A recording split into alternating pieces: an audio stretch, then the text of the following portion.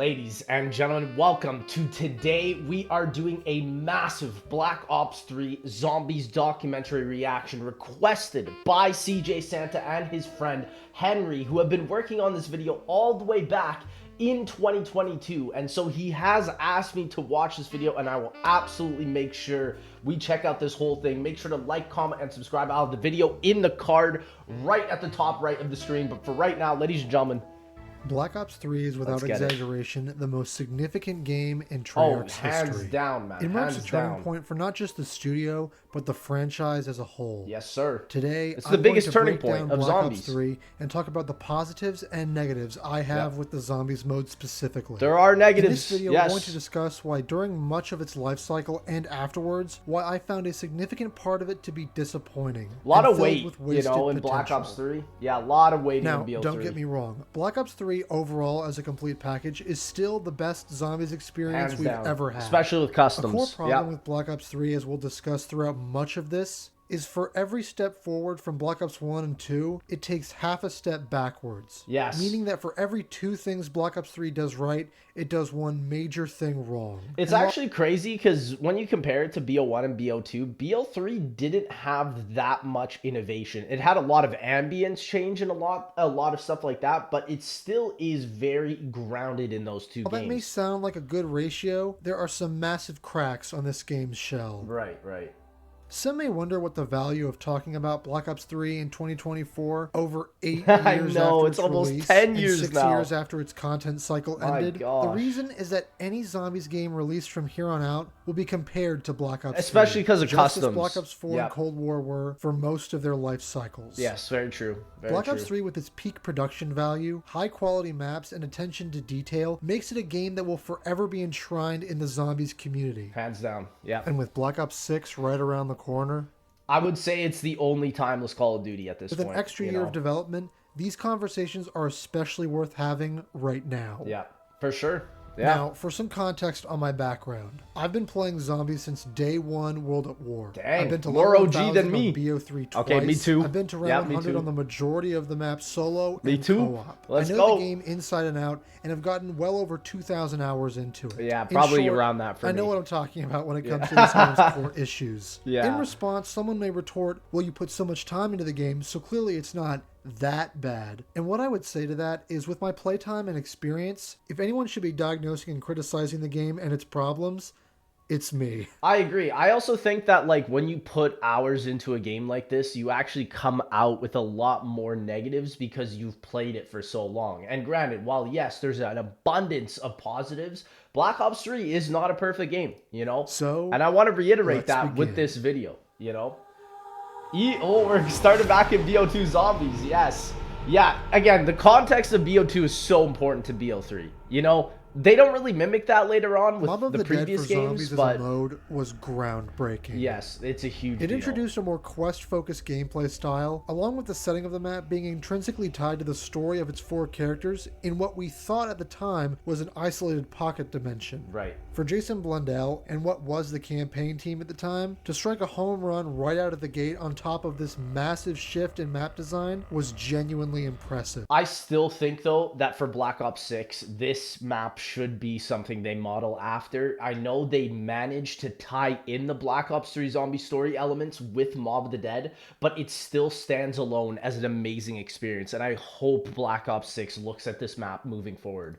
For sure. Many say that it's what single-handedly saved Black Ops 2 Zombies. Oh, for me it did, yeah. They repeated much of the same successes with the second map they worked on, Origins. Yes. Those successes left Blundell as the leading candidate for the leadership position after Black Ops 1 and 2 Zombies creative director Jimmy Zielinski left the studio in December 2014. I should also advise, it's not just the lead of Zombies. He became the lead of Treyarch for Black Ops 4, literally, and BO3. Unfortunately, I think Mob and Origins receiving the praise they did might have gotten to the team's heads a little bit too much. A little, the first two big maps in BO3 try to ride the coattails of their previous work. It's true.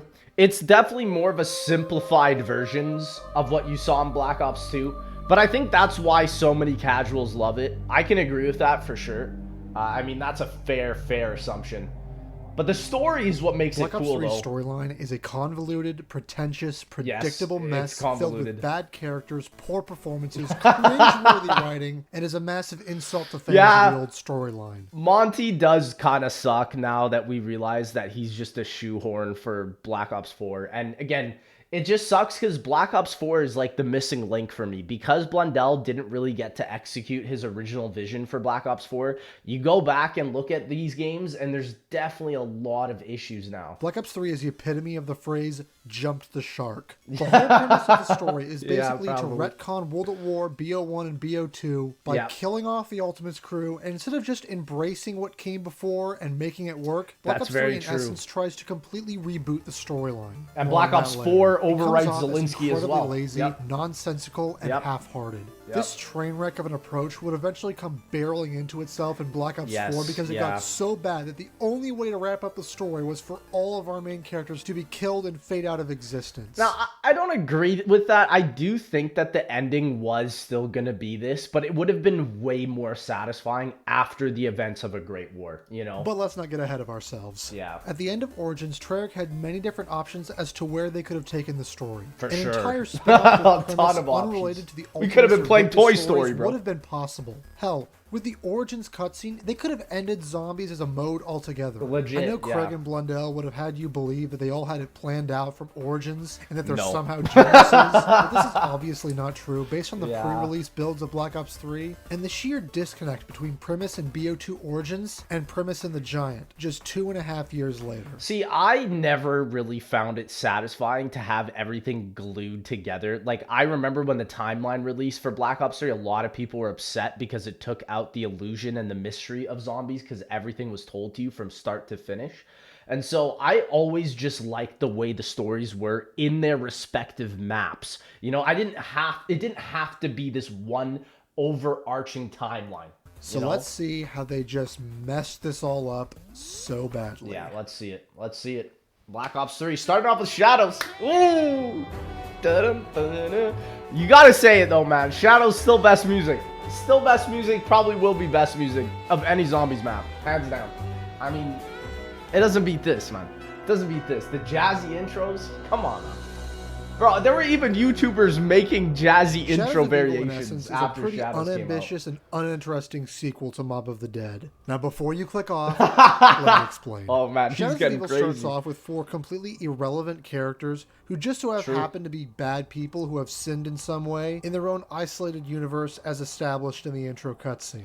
I will say, though, it is better than what we're getting for Cold War and Black Ops 6 right now, and also I think it's better than Operators, so... It's not premise, but yes, I get it. That sounds familiar. That's because it's almost identical to Mob of the Dead. Yeah. But this time, instead of 4 recognizable celebrities who give good, believable performances, we have 2 recognizable celebrities who give very mediocre and phoned-in performances. I agree. I don't like Nero. And again, I get it that he's just such an amazing actor, but like, I just don't think he does well in Shadows. It doesn't like seem like Jeff Goldblum, you know? People you've never heard of. I have a challenge for you. If you can name all 4 characters off the top of your head, first name and last name, and not just say the boxer, the cop, the magician, or they were dancer, advertised that like that though. Basically, the only relevance this map has to the broader story is that this is where Richtofen gets the summoning key. Right. And this event, in turn, is the beginning of Black Ops 3's story. After this, there's a massive timeline gap between this map and the next that was explored in the zombie comics, which didn't even exist at this point. So we have no idea what's going on. It's also funny to me that the map that tried to incorporate more personal character drama through the radios and rituals is the map with far less interesting and dynamic characters than Mob of the Dead. I also just think that's the setting because while Mob of the Dead is in an actual prison like Alcatraz Island, this is just in Chicago. You know, it's a figment of imagination of Chicago. I think setting definitely does a lot for that. As a departure from Mob of the Dead, you have a new guiding character. The Shadow Man leads our characters to essentially open I like the Shadow Man. Yeah, you need to get 4 items that are related to the locations and sins of each character and take them to 4 specific rooms around the map to place them on an altar and complete a boring ritual where a nameless character that helped them kill in the intro cutscene basically tells them how awful awful they are. Yeah, I wish While the you story run was a around little in better at circle, this part, for keepers sure. infinitely spawn. This is kind of exciting the first time you do it, but it just becomes another chore among all the others. When I the agree. game launched, these rituals would take an eternity. But Yeah, were they updated would later take to long. significantly reduce the time it took to finish them. Or if you're in a co-op game, if you're in a 4-player game solo trying to do a ritual, bro, you'd be in there for an hour. Also, at launch, the ritual They had pieces butter were tied to knives the in there. player who picked them up, and they were not shared inventory, Right, making I this forgot map about that. basically unplayable with randoms for the first month. Oh, If you were jeez, one of the yeah. only ones doing the rituals, it would take over 5 minutes to finish them. And if you just so happen to miss picking up one of the parts because some other idiot picked it up, you couldn't it's open over. Pack a Punch. Yeah. It was a big reason this map was hated so much at launch. True. It was Once the terrible Pack a for Punch pub is matches. open, that basically Yeah. opens a rift that the Apothicons swarm through and quickly take over the universe our characters are trapped in. And a giant Apothicon creature covers the sky and is revealed Looks that the so Shadow great, Man, though. who's been stringing along our characters the entire time, is an evil tentacle monster who's still wearing his suit because this is actually a kid's. There's been leaks that the Shadow Man's coming back for Black Ops 6. I kind of don't want him to, you know? I kind of wonder if they're just trying to grab all the great stuff from BO3, you know? Game. Beast mode on this map is simply Afterlife from Mob of the Dead. But it's better. Meaning it's used It's to better. power I'll basically admit. everything on the map, and It's it's a the cool same part mode. of getting Pack-a-Punch open. One big issue with bringing this back in the launch map is Call of Duty generally has a launch audience and a post-launch audience. Right. Meaning a lot of players playing Shadows of Evil for the first time didn't play Mob of the Dead. Which is why cutting out the extremely simple and genius tutorial that Mob of the Dead had by spawning you in an afterlife, immediately presenting you with a wall you could walk through, was a big mistake. That's Sure, true. there's That's a beast true. mode altar and spawn and items that you can only interact with in beast mode, but to this day, I see new players completely miss or ignore the altars. That's beast true. Mode also gives Yeah. those new players the wrong impression because you'd rightly think this tentacle monster mode you can go into and slap zombies around and pull them in is meant to be used for combat. It's true, but it's just not. I do agree. The beast mode is just not utilized for casuals, Which for it sure. absolutely isn't. Yeah, I And fully the fact agree with is, zombies that you kill in beast mode They just respawn. respawn Yeah. and aren't removed from the round. It's so Which dumb. is why it's even more baffling that the trailer for Shadows of Evil shows beast mode being used to kill zombies and nothing else. Right. Afterlife, on the other hand, makes it very clear That they it's just not go lethal somewhere by else. teleporting the zombies Right. you shock right in front of you, and not having similar That's visual true. feedback with beast mode was just a bad design. I've never heard On top of someone that, complain beast about mode that, is though. nowhere near as tense or interesting as Afterlife. For the simple reason that with Afterlife, you had to plan out You a had to route revive and do yourself, as much as yeah. you could while keeping an eye on the timer so you could make it back to your body. Beast mode just takes you right back to the altar when the timer runs out with no penalty. I will say the caveat with this is watching speedrunners utilize all of the tech, like all the movement tech with beast mode, and like being able to like grapple while they're like finishing off, and it's cool. I will say that's where it definitely redeemed itself. I will say even Shadow speedruns are better than mob speedruns because of that. But yes, for the casual, I do agree most people would probably like Afterlife, even though you still have to revive yourself at the end. Which compounds the feeling of it just being busy work you need to do every match. Right. Afterlife also replaced Quick Revive on the map, and even in co-op, when you would go down, you would fall into Afterlife and be able to revive yourself, making it always relevant in a match. Yeah, and it didn't The have to only time be Beast Mode is a relevant after podium. the map is open is to revive a teammate. Right, but yeah. 90% of players that I've played with Don't either even do that. Don't know this feature exists or completely forget about it when someone goes down. Yeah. It also ends your Beast Mode when you revive somebody. Yeah, which is even kind if of your bar whack. is still full. Yeah. Just more bad visual language from this map, confusing new players once again. Although this is done is for true. balance, this could have been communicated so much better. Yeah, Sure, I Beast agree. Mode has some cool tricks and glitches in a speed run, which the developers didn't intend, by the way. For But sure, For casual yeah. gameplay, Yeah, they did Afterlife not was intend it. way more interesting. They did not More intend it. useful to the player and fit Mob of the Dead far better as I a mean, concept. you could argue that Afterlife also has speedrunning tactics, but it's not on the level of Shadows for sure. Yeah, I agree with that. The Margwa is the new mini-boss on Shadows of I Evil, love the Margwa, and is though. an alright enemy. It adds a bit of tension right. having to take out all 3 of the heads while There they're is running tension down the for map's sure. narrow alleyways and corridors. Yeah. It makes him a pretty oppressive force when you haven't fought him before. Yes. One cool thing with the Margwa that I think was added later in a patch is that when he spawns in, all 3 of the heads are open for a brief window. I think that was added in as a kill patch. him right as he spawns if your weapon does enough damage. Yeah, speedrunners show me that. Annoying when multiple spawn in later in game. And health scaling on his heads makes double tap required if you want to kill him normally at high rounds. Yeah.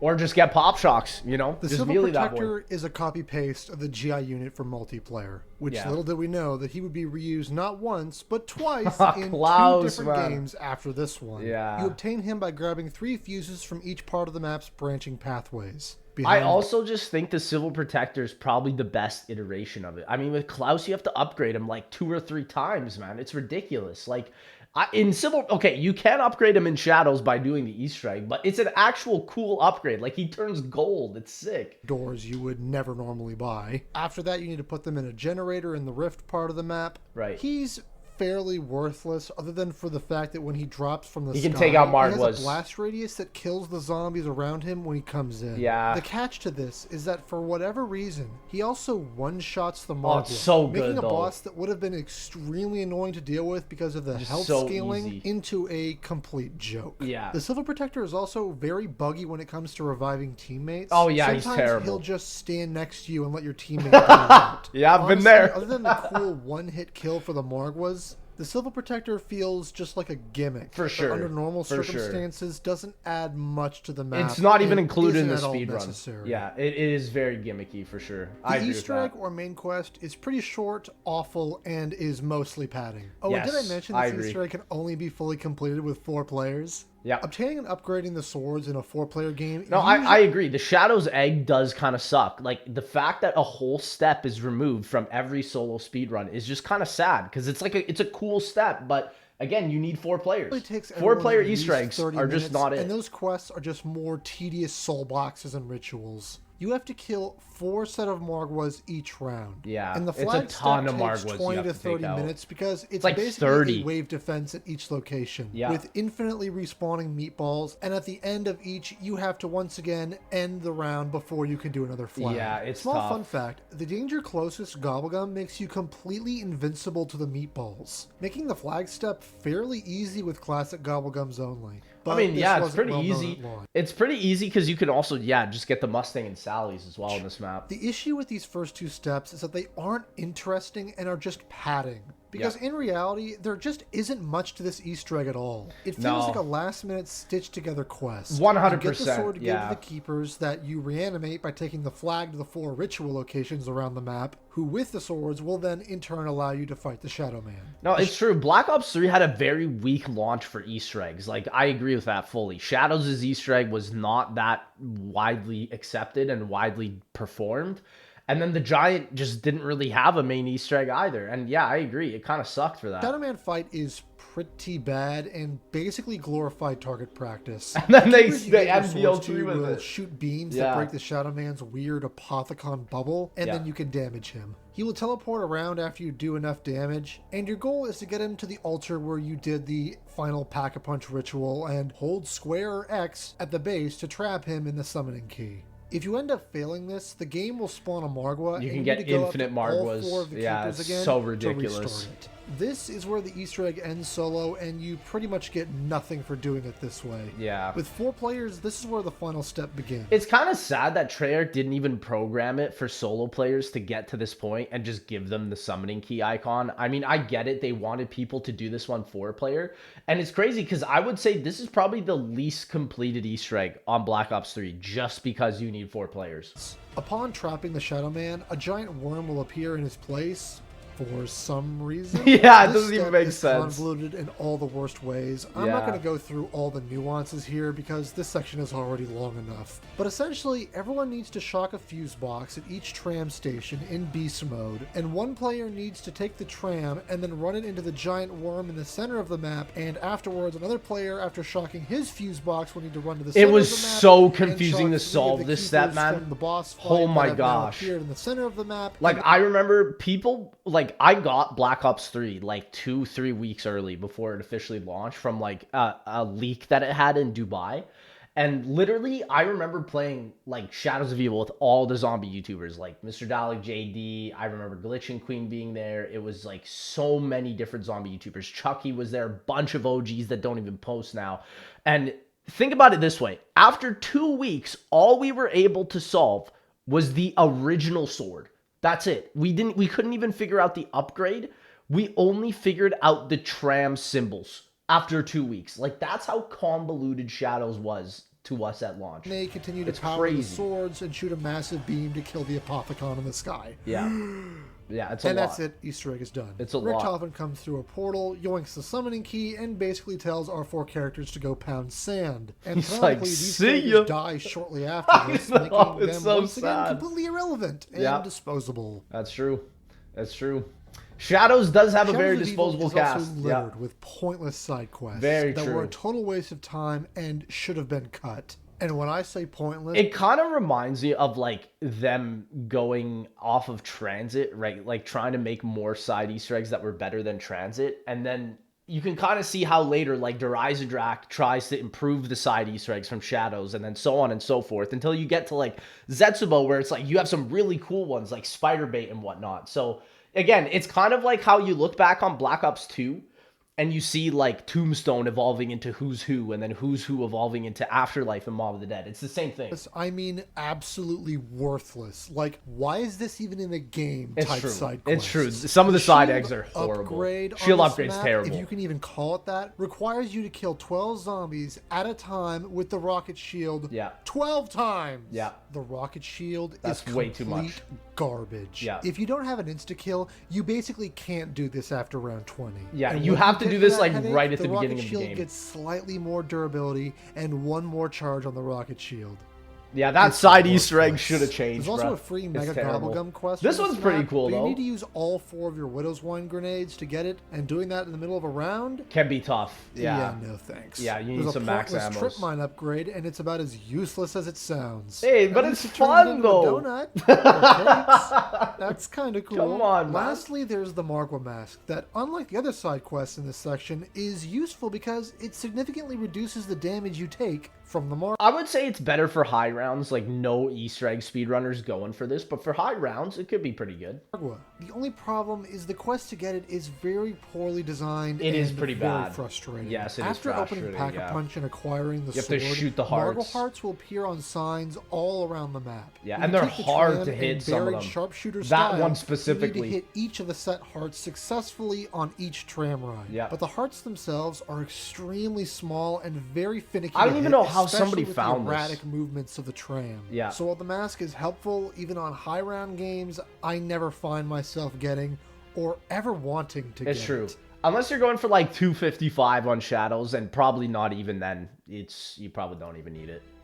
It's true. Some smaller gripes I have with Shadows are also that the Bloodhound is the biggest wasted potential in starting pistol history. It's so I strong, was insanely though. disappointed when I saw this map had a unique starting pistol, only to Pack-a-Punch it for the first time and realize And it's the same all thing it as the does is Mustang. become a I discount agree. Mustang and Yeah. Sally. Coming off of You could argue though that this is an issue with Pack-a-Punch in general. I mean, look at Pack-a-Punch in Black Ops 6 now. It's just so watered down to comparatively to what it was even in Black Ops 1, man. Origins with the Boomhilda, I was shocked at how lazy this was. Yeah. This one might be a that's true. nitpick, but why make the perk locations random if you're just going That's to tell true. people where they were anyway? It Rocket is kinda Shield, weird. Despite all the marketing and I agree with emphasis that. on it in the trailers, when in the map itself It's was so bad. completely useless by round 20. It doesn't Yeah. even give you points for using it. Yeah, Lastly, it's bad. why on earth do they make you have to wall run over a pit in the Pack-a-Punch room? Listen, okay, I like the wall running. In Black Ops 3, you do notice different movement mechanics, like Shadows of Evil has wall running, DE has low gravity, Zetsubou has swimming, right? Like, I kind of wish we came back to that for zombies, like, just different aspects of movement. Like, no zombies map to this day has done parkour since Shadows of Evil, and that's really sad. only That's thing just this sad. serves is putting one of multiplayer's movement gimmicks into zombies. But Yeah. just think about it.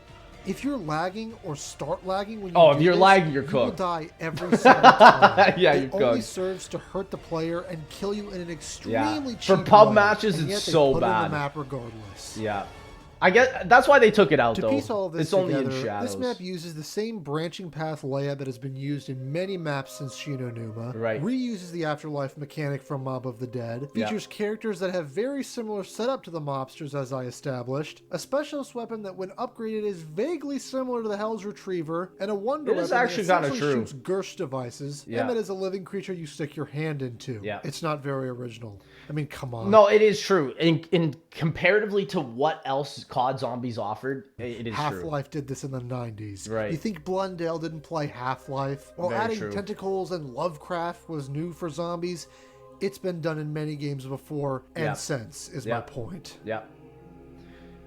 I do think, though, its inclusion in zombies is still very well needed. And there's a lot of different themes, or like Cthulhu, for example, that could still be integrated into zombies. Like, we had Steampunk in Origins, we had Cthulhu in Shadows Evil. I think that is really where Treyarch should still focus. Like, yes, you can definitely call it generic, and it's definitely not unique by any means. Strengths of It's Shadows still of Evil cool, though. are in its refinement, Yeah. not in its innovation, to say the very least. Although using the term refinement might be a bit generous. Shadows is hardly a bad map, but the magic the community sees in this map, I don't for the most part. I definitely And as still a see side it, note, though. the visual filter Treyarch put on this map specifically is very distracting after the first few playthroughs. Yeah, it's quite Especially after dark playing any of the and other maps in red. the game for prolonged periods of time.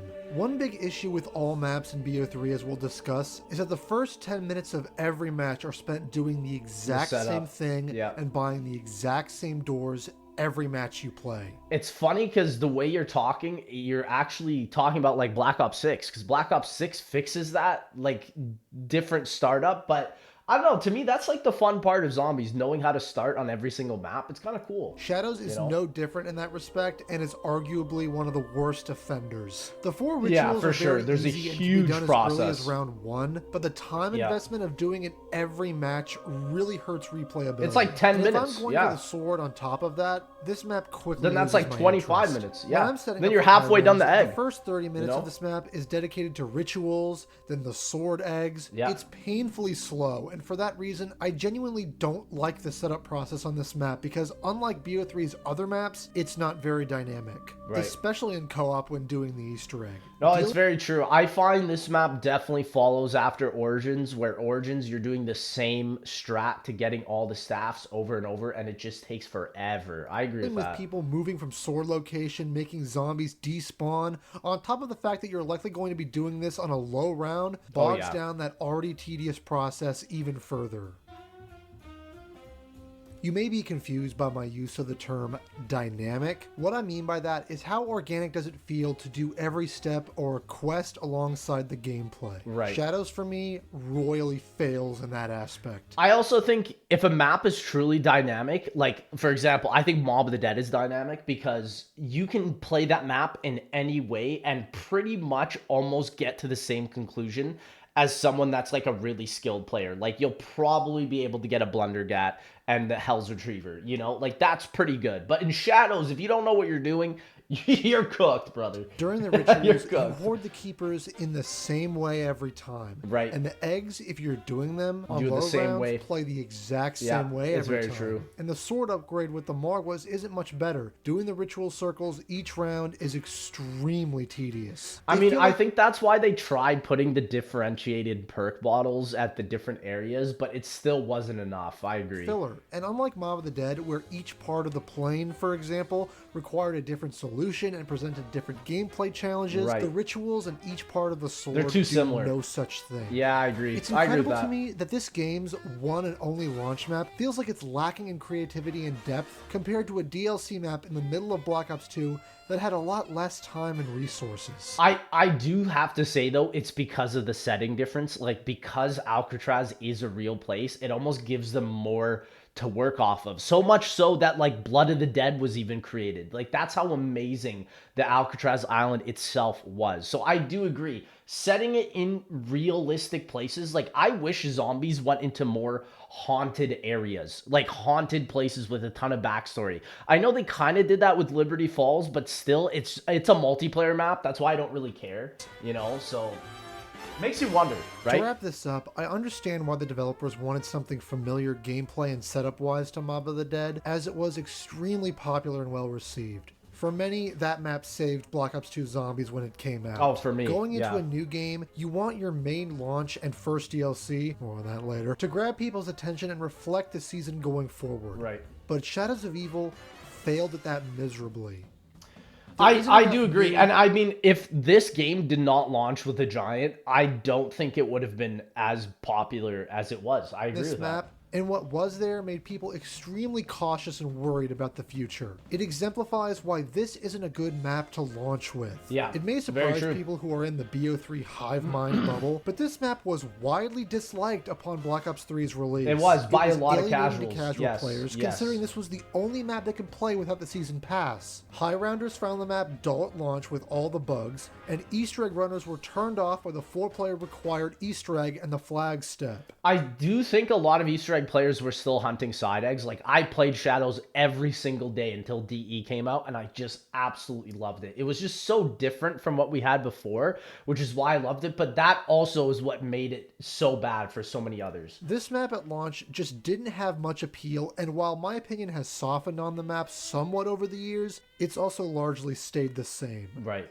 Right. Shadows I will always love Shadows. It's a Shadows. pretty average map at best. That's it's extremely crazy. overrated, and the revisionist history that declares this one of the best maps of all time is insane to me. I still think, though, you can't argue against the ambience this map sets. I understand he doesn't like the lighting and whatnot, but I do think Shadows does something unique where it's like you can remember the color of Shadows of Evil. But if I were to ask you, like, what's the color of, like, Forsaken in Cold War? Brother, I don't know. The color on Shadows is red, though. Or co-op can be a pretty good time, and it's the saving grace for this map because, while generic, the layout is solid. Right. The wonder weapons are good, and the map is spread out enough to facilitate 4 people. I'm just sick of hearing about it and constantly seeing it being lauded as one of the best maps of all time because it still is, though, because it's like it takes everything and simplifies it. I understand CJ doesn't like that because it goes away from what the original games did with original formulas. But I still think Black Ops 3 did it well. I think it got bad when it went to BO4 and it went a little too original, a little too much. Let's take away from everything Zelensky did and only focus on what Blundell is doing. That's where I think it got bad. Shadows of Evil, in essence, is a flawed map without many ideas of its own. Yes. Just because you take styles and themes from other places that haven't been in your franchise before, it doesn't automatically make it groundbreaking. That's very true. That's very true. It's all a matter of execution, and in that department, this map falls way short. I mean, you can take Mob. It's a prison, but it was executed a lot better in terms of its original formulas, so I agree. The Giant, I don't know if there's much to say on this map, for real. This is just, it's so whatever, you know? It is what it is. But pretty good review on Shadows. Derice, but worse. I agree. And trust me. I agree. It is Derice, but worse. To kick off the premise story in Black Ops 3, they chose a familiar location that didn't interfere and actually lended itself to BO3's MR6 is story. so ugly on this map. This was due to time constraints. Yeah. And also, what's a safer choice to launch a game with than an updated Derice? Yeah. Well... And they literally did it because of the cutscene. 100%. You can't tell me differently. The only catch is that when Black Ops 3 launched, you could only play this map as part of the Season Pass. Right. A decision which, in retrospect, most could agree was a mistake. Yeah, a mistake that Black Ops Pass 2, was worse than all BO4. the problems with Transit and Green Run as a whole did not make. Yeah. Having the Giant as a secondary launcher map would have significantly helped ease people into the more quest-heavy experience of Shadows of Evil. True. But you gotta do what you gotta do for that money, man. Links back up with the rest of the premise crew after requiring the summoning key and a few other events too that we didn't know until later. And this is where it's established in the shocking intro cutscene that was revealed at Comic-Con 2015. Oh my gosh, what a steps time. out of the teleporter and domes 1.0 domes him in the head. Got him. The annoying disconnect is, in this cutscene, Takeo specifically mentions a plan, and the crew seems to be very in sync as to what they're doing. But in the actual map itself, all the dialogue is everyone still talking about how they don't trust Richthofen and they all have no idea what's going on. Yeah, see, that is actually interesting. I don't even understand if the map takes place after or before the cutscene. It takes after, right? The purpose of the map was to collect Richthofen 1.0's soul, which we didn't really know at the time, and that's essentially it. Right, There are radios and ciphers on this map that basically spoil and lay out the entire DLC season and the main plot, which is essentially to kill kill off the entire 1.0 crew and trap their souls in the summoning key, which took some of the wind out of the sails of this game.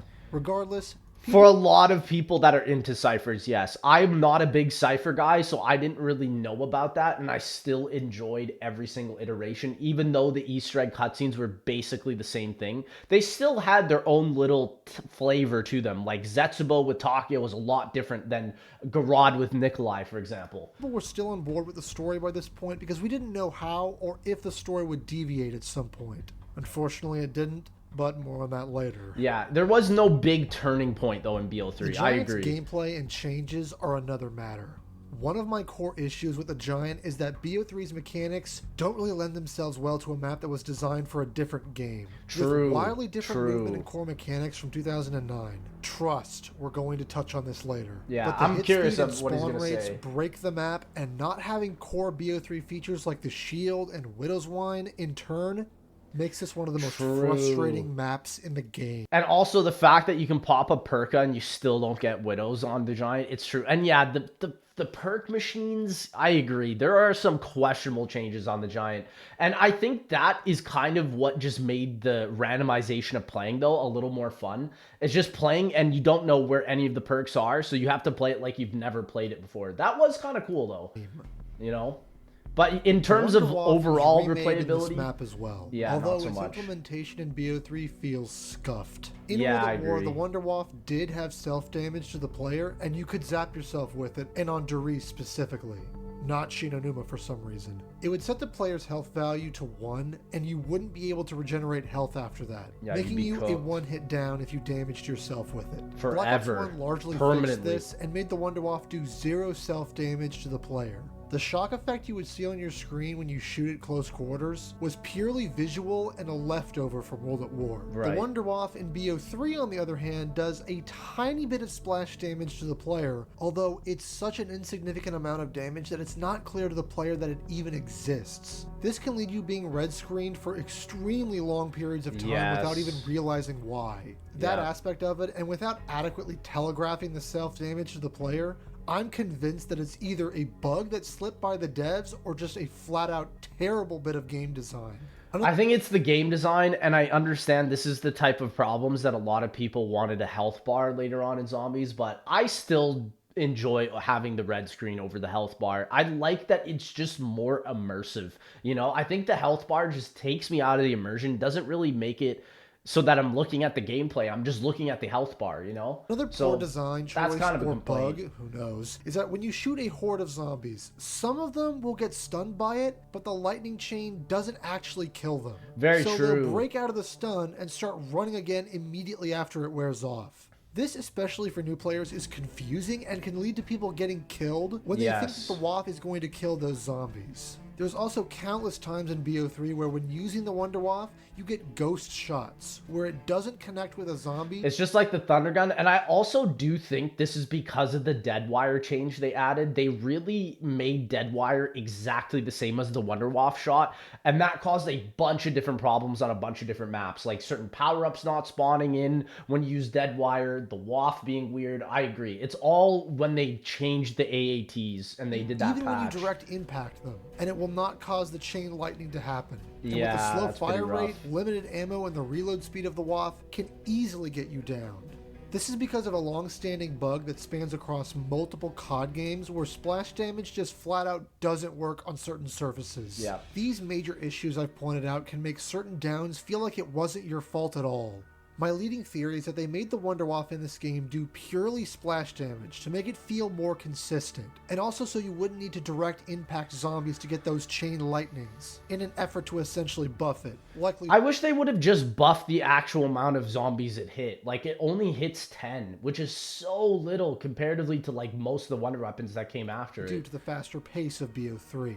Unfortunately, this just ends up being the worst of all worlds because of the game Yeah. engine. This is one of the most inconsistent wonder weapons of all time, when it really shouldn't be. Yeah, it's Instead, true. Treyarch should have just made the Wunderwaffe in BO3 closer to its BO1 counterpart, because that was by far the best feeling version to use.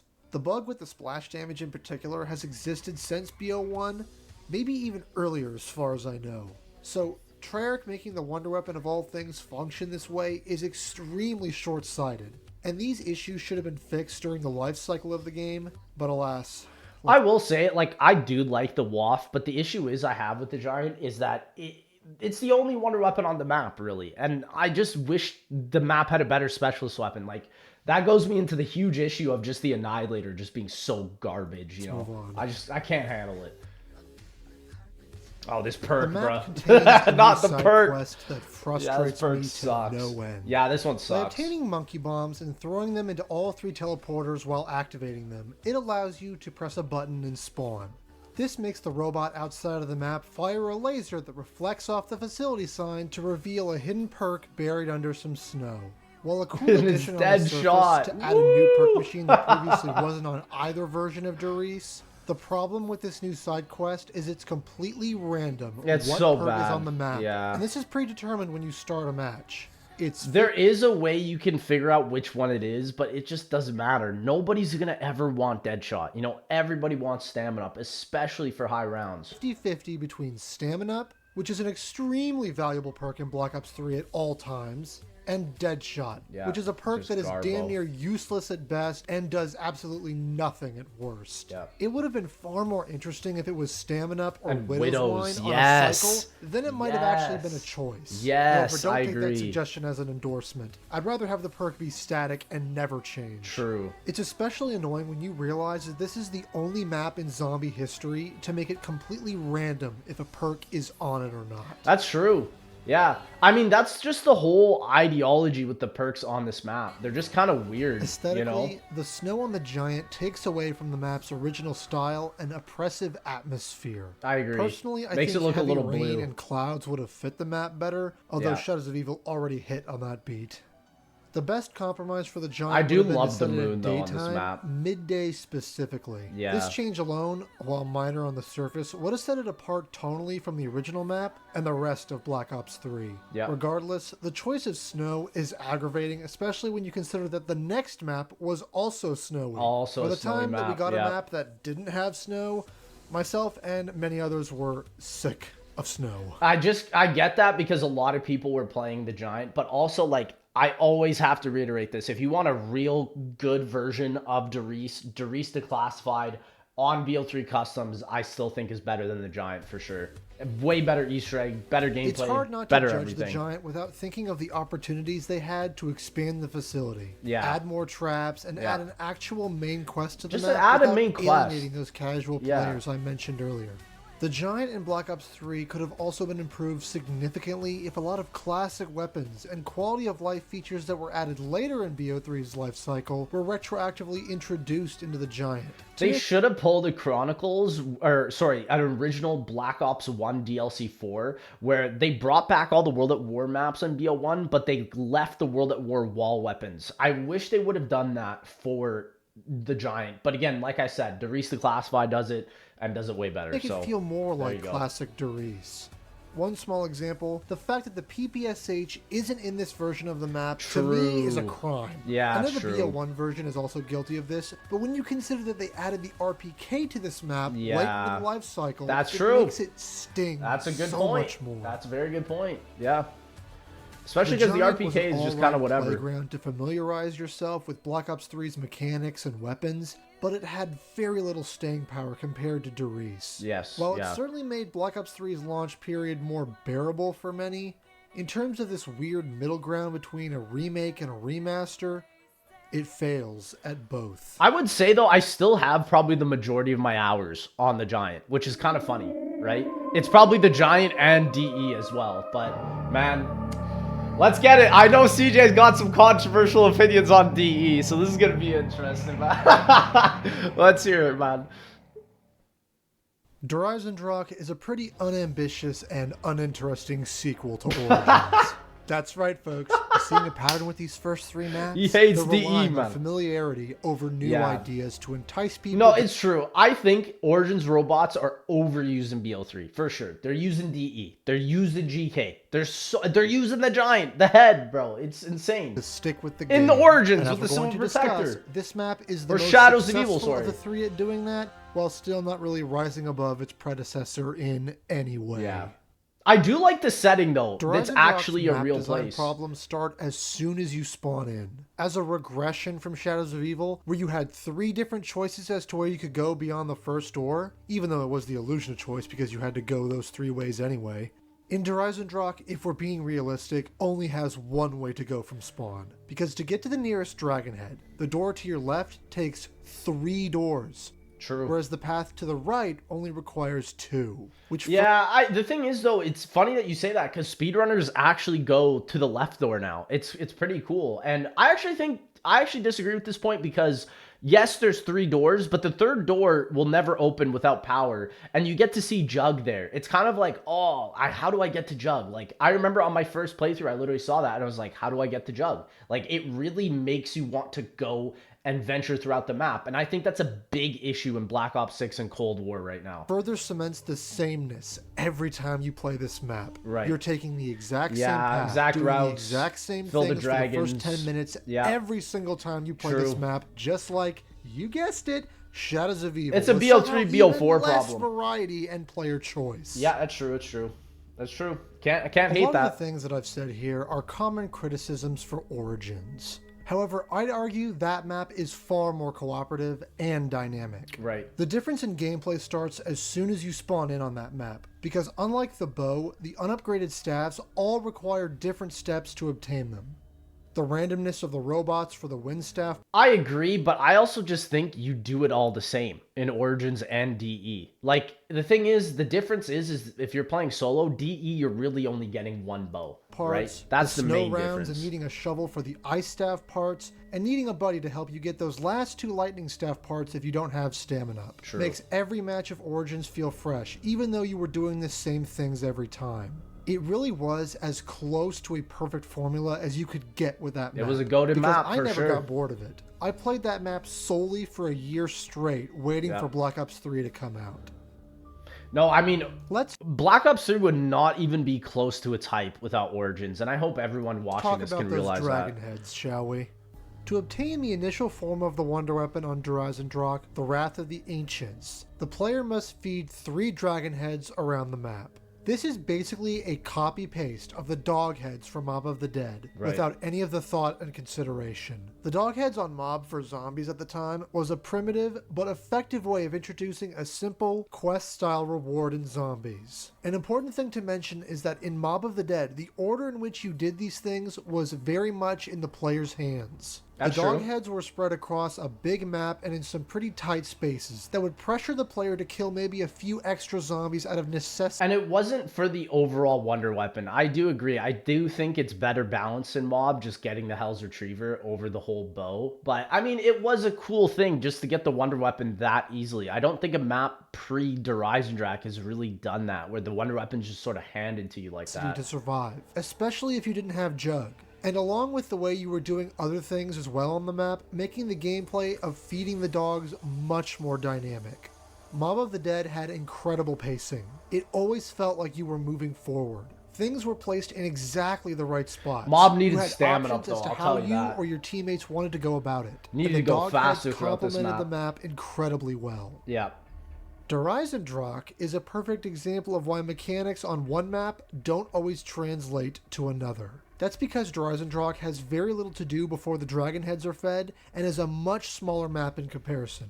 With the door... I also think it's because of how power locks this map up. Like, there's so many random doors that when you don't have the power, you just can't go through. And I think that is probably also going in with the dragon heads not being as great as the Mob of the Dead wolves. doors being very cheap as well, it means that after the first dragon head, if you're even remotely decent at building points, you'll have more than enough to buy your way to the And power get the switch, power, which will lead right. you to the next 2 dragon heads. Right.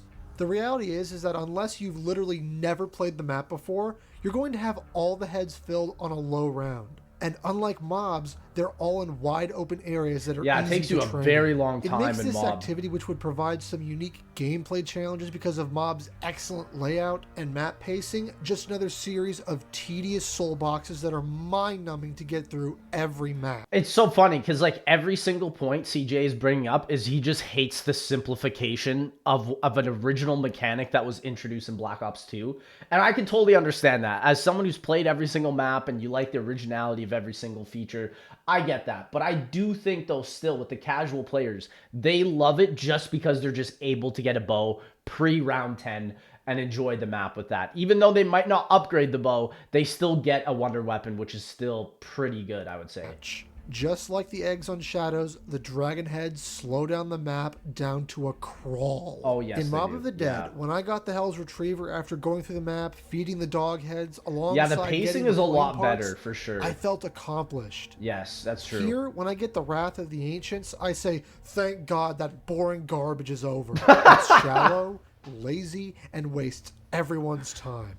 It's so funny because it's literally the same mechanic, and he's just so different on each of them. I just find that hilarious. Far better ways the player could have obtained the unupgraded bow than this shameless and pointless Mob of the Dead rehash. Yeah, it honestly feels I get like that. Treyarch has no idea why Mob of the Dead worked, not just thematically, but from a gameplay standpoint too. It's also just because the map is bigger, you know? That. Like, maybe if they put one of the dragons at the bottom of the rocket, that might have fixed it. But, I mean, I don't know, man. I still think this is why people actually prefer DE over Mob, is because of how easy it is to get the bow, you know?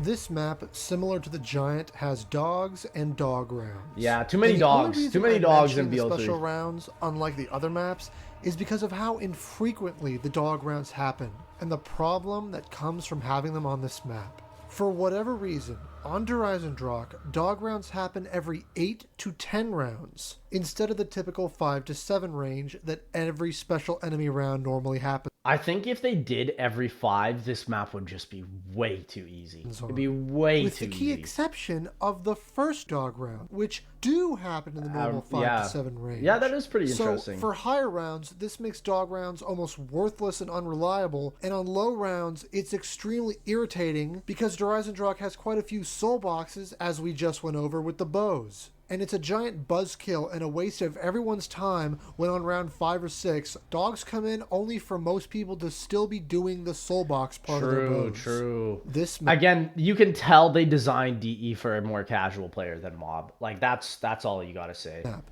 especially compared to Mob of the Dead, already has really bad pacing in its setup. And this just makes it even worse. You have to wonder why dogs are even on this map at all. Because it's the worst of both worlds, and they aren't even new enemies. It only detracts by having them there, and yet Treyarch put them on the map anyways.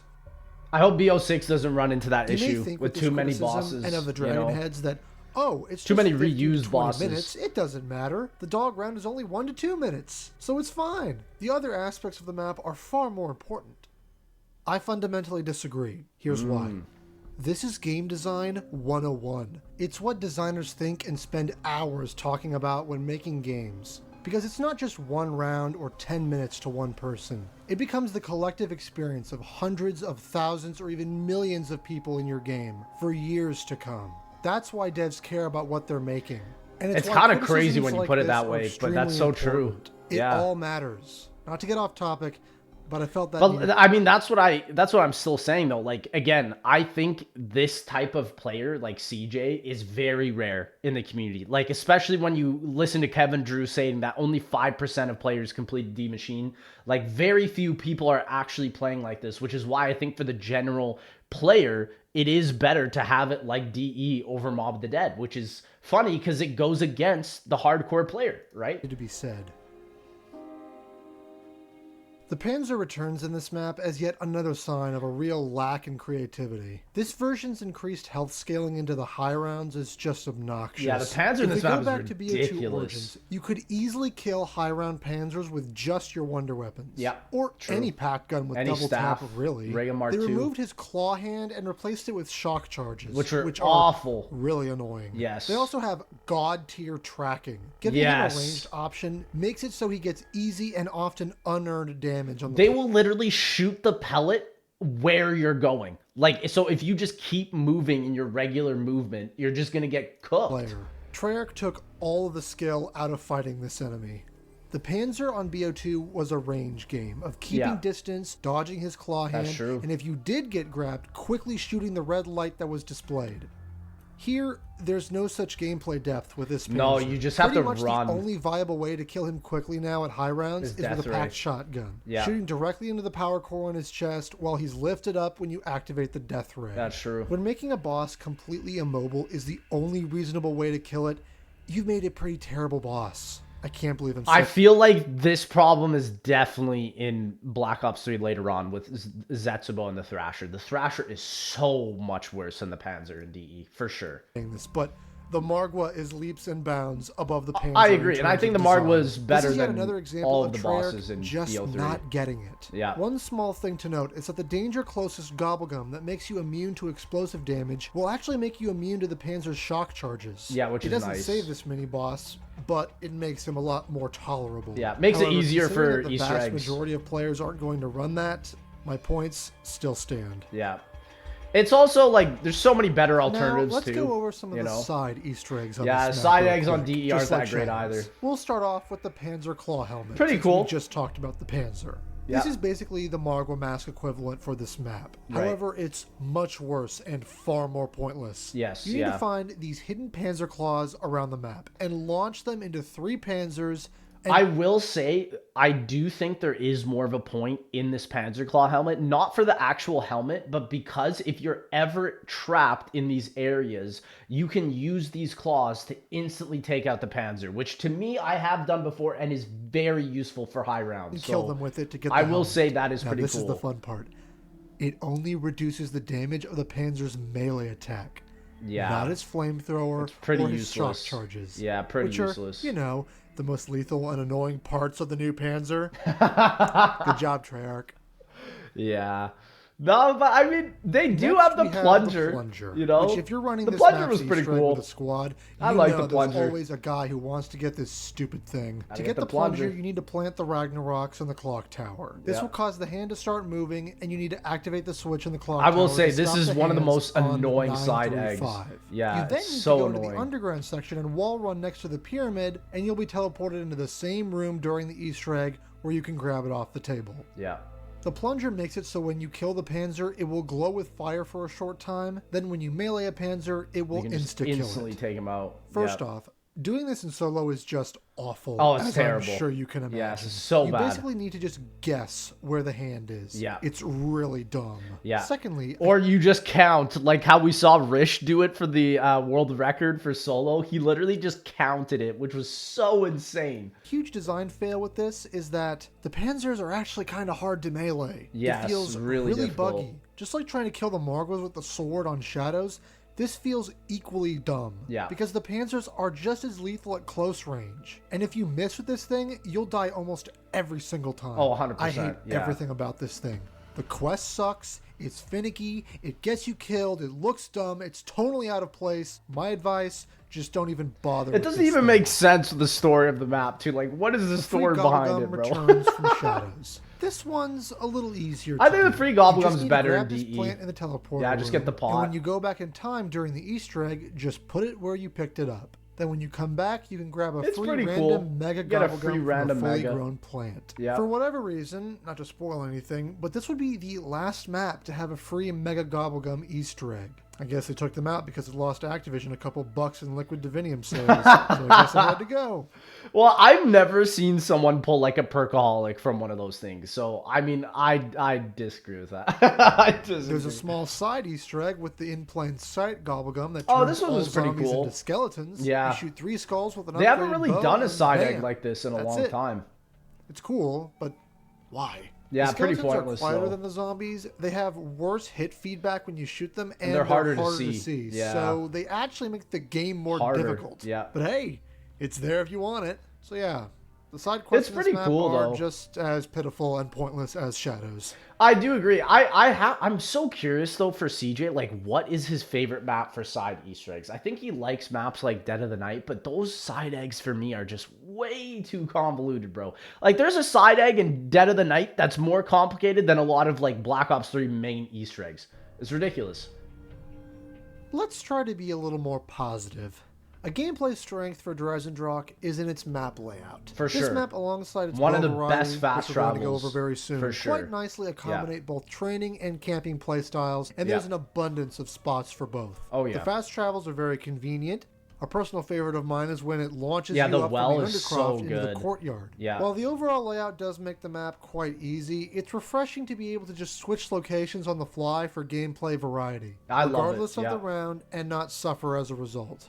I also really like the death ray area and the trap itself. It makes a great whole map training is spot great. even Yeah. better. The map layout Outside is of the so Panzer, good. this map has pretty fun high rounds. Yeah. The sheer number of ways you can get to round 100 plus is pretty commendable. Yeah. So now, let's discuss the And they're wonder not weapons. like hand given to you, the round 100s. You still have to try, in my After opinion. obtaining the Wrath of the Ancients, there are 4 elemental upgrades the player can choose from.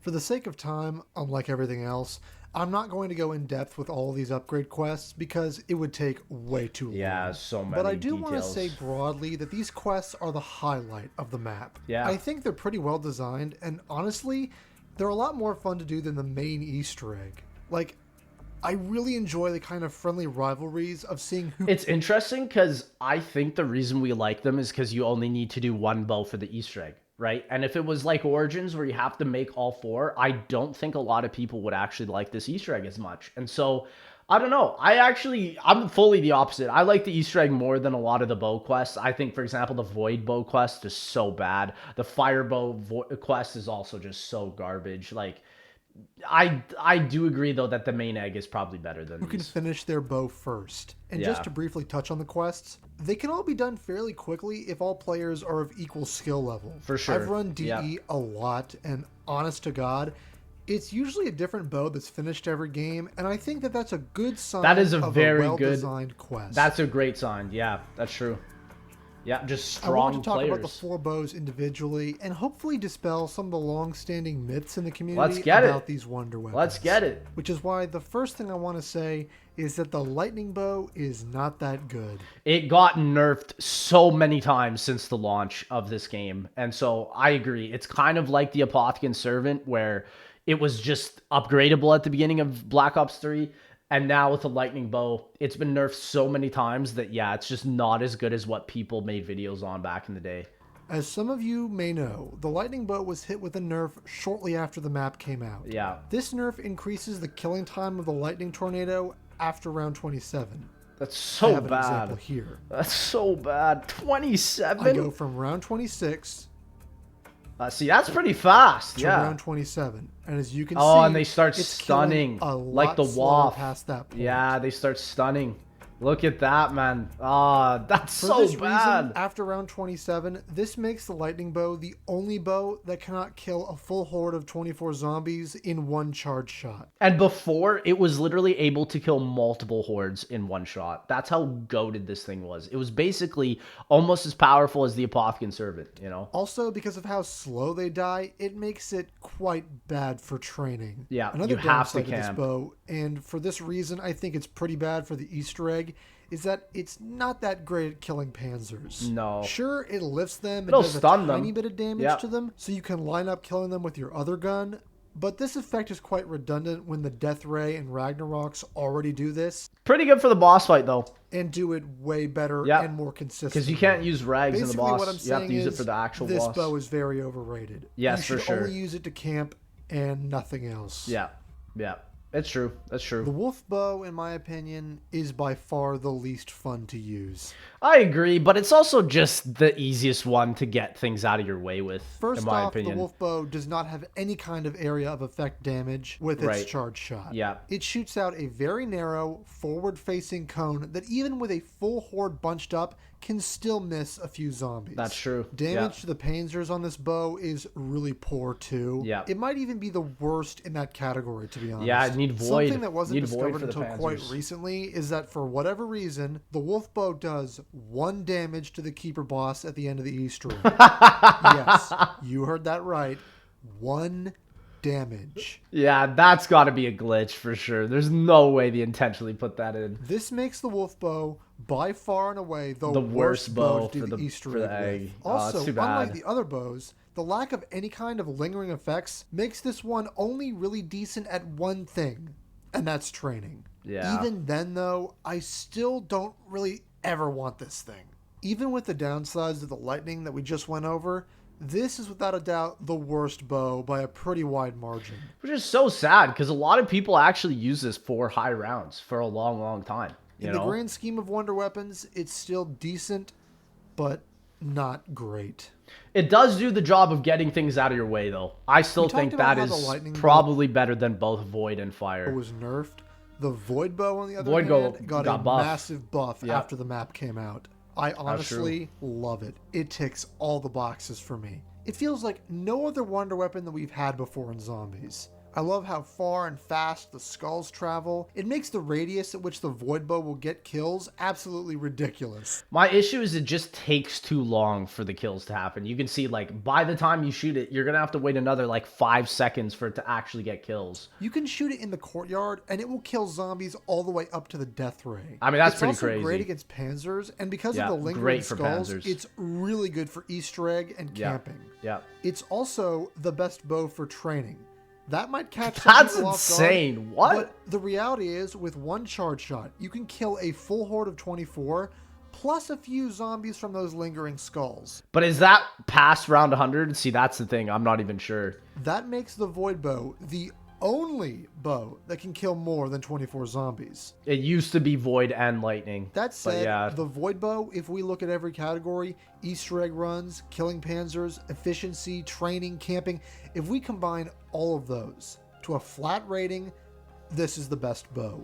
That's insane, man.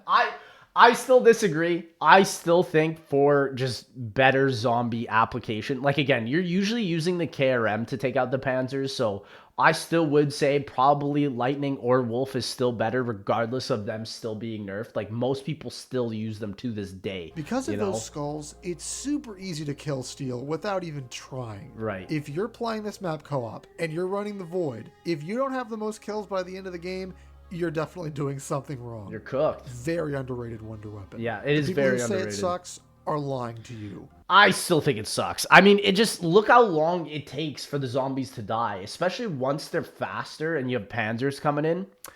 It's tough. It's tough. Try it for yourself. Trust me. Yeah, it is better, though. I agree. It is definitely better than Launch. Fire, I still think is garbage. Firebow is Fire's kind of a weird one. I do not like fire. It traps half of a horde with these mini volcanoes that spit fire upwards and burn zombies to death.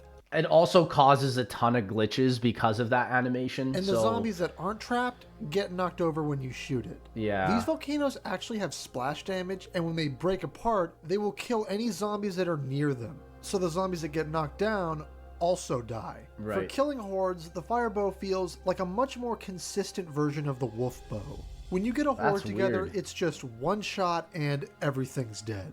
Unlike Wolf, you don't need to worry about angles or anything like that. For sure. The radius of the charge shots is very generous.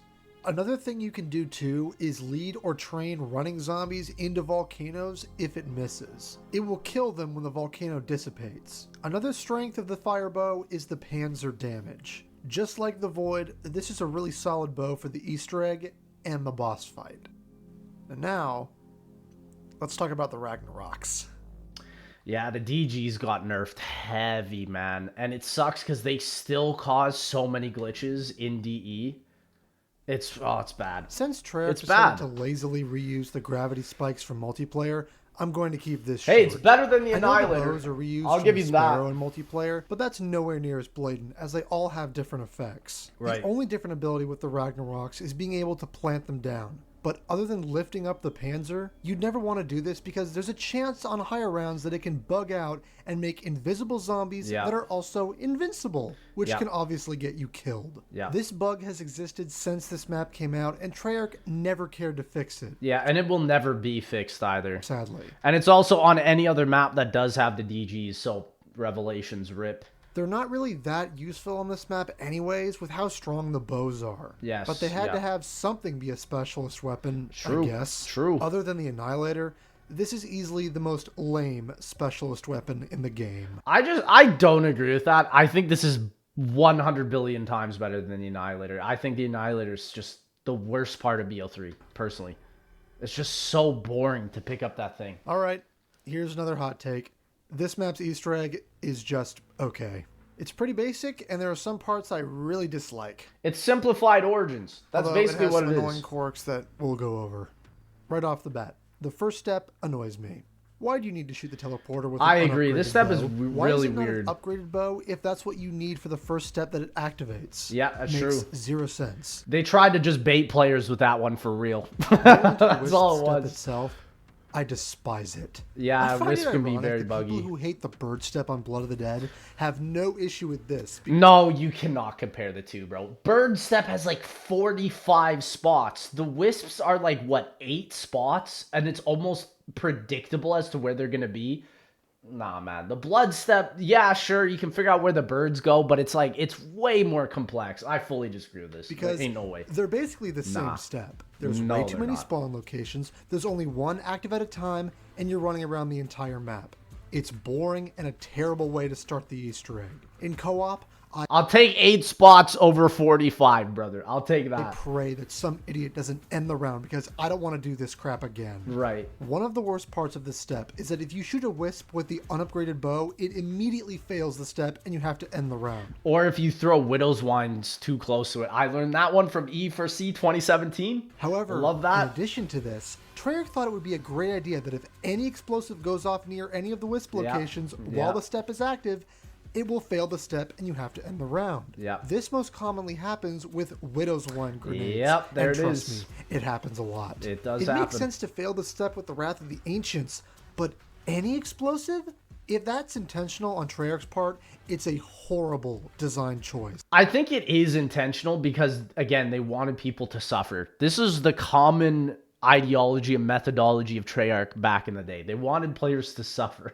I don't want to do literally this what it step was. once, let alone twice during an Easter egg. Making me do it 3 or even 4 times because somebody's Widow's Wine is going off is brain dead. Yeah, this it's is a not lame it. step anyways. It would have been tolerable if all the wisps were active at once and the teleporter didn't reset if the round ended after you shoot them all. I can say the same thing for the Blood of the Dead bird step, man. I Making can say the wisps same appear thing. one at a time, once again, feels like padding. Yeah. After that, you need to get a safe code, play the easiest Simon Says in history, True. and bring the rocket down. Yeah. Don't have much to say about this. It's Pretty fine. Although the rocket text going off self-explanatory. when you're doing the second Simon Says is always irritating. Yeah. But I guess putting the terminal down there was the only way they could spice up what otherwise is a pretty dull and easy step. True. Realistically, the only way you could fail this is if you have brain damage. Or if you just don't know the code, yeah. I mean, it is cool. The reward for it is cool. Getting Dempsey to fall into the map, like, we haven't really seen a lot of that in COD Zombies. You know, where the map is altered from the Easter egg. That is pretty cool. Once you get the rod from the rocket and the slab from the second Simon Says, you need to activate the Keeper Spirit and collect souls with the upgraded bows at 4 different locations. Right. So, here's one of those quirks I was talking about.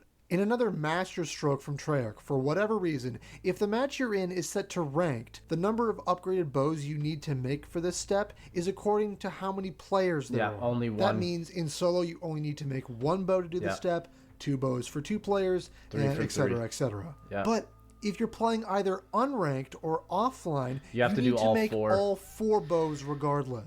Definitely the worst aspect of DE for sure. Yeah. Why they made it this way, I have absolutely no idea. It's so true. It's another Yeah. really, really dumb quality of this Easter egg that, in my opinion, they totally screwed up. Yep. You have no idea how many times I've done this Easter egg with a random or in a 3-player game, and the host unknowingly had it set to unranked, not realizing it messes up the Easter egg.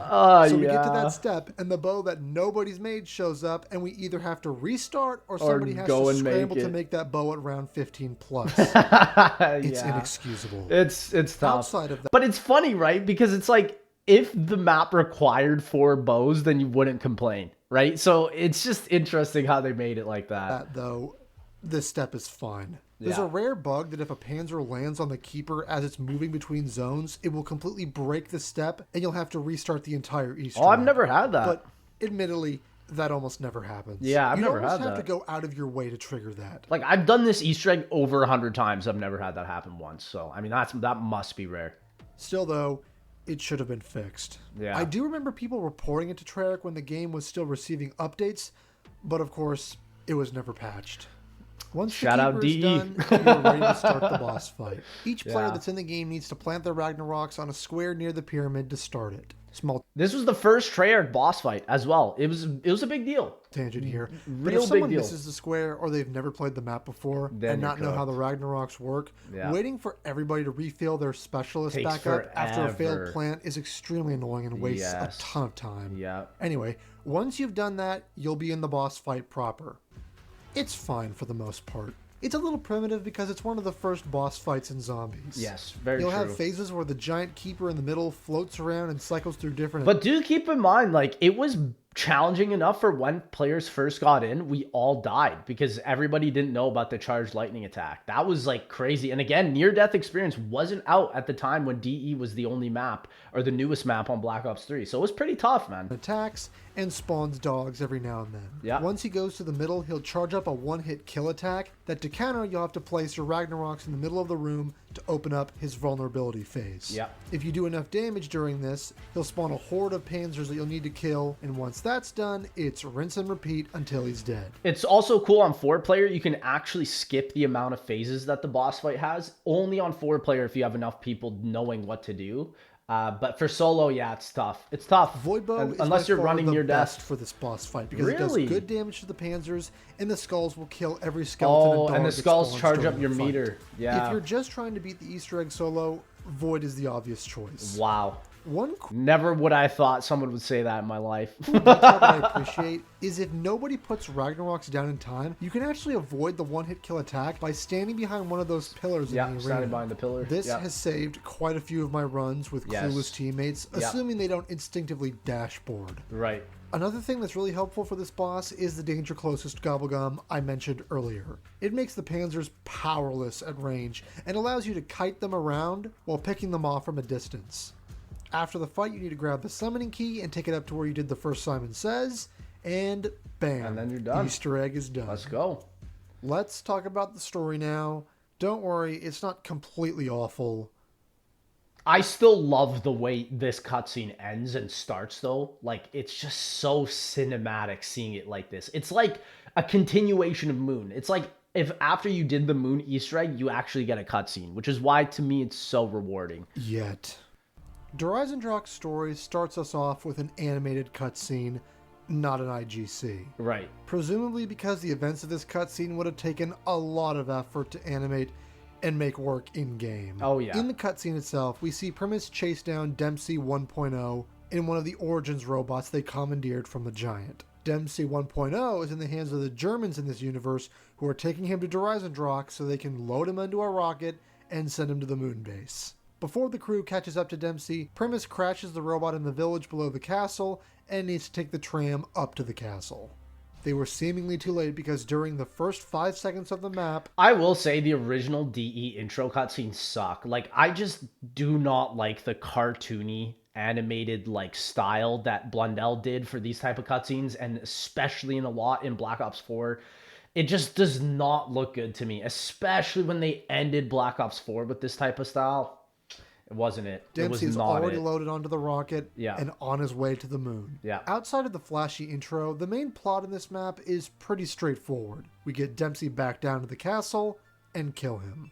Everything that happens in between is mostly irrelevant to the larger narrative and is just there for exposition. And so you can have a main quest on the map with some twists and turns. True, There are some yeah. side plots behind the bows, the keepers, Richthofen and Groff in this map, but none of it is really important, or at least we don't see any of the implications of these side stories in the map itself outside of the bow quests. Despite not being relevant, It's weird that like Groff has more of an implication even on like Gorod than a map that he's literally physically on in DE. You know, I kind of find that weird. the larger story, and especially to the player, I Yeah. do enjoy the back and forth between Richthofen and Groff, even if its delivery is pretty heavy-handed and on the nose. Right. It's the only time in Black Ops 3 where Primus is handled in a clever way, with Richthofen using his identity and knowledge to infiltrate the castle and fool Groff. Yeah, it's weird that we haven't seen more maps like that, especially because you would think Derice would have had something like this, you know? Even if it's just momentarily. Right.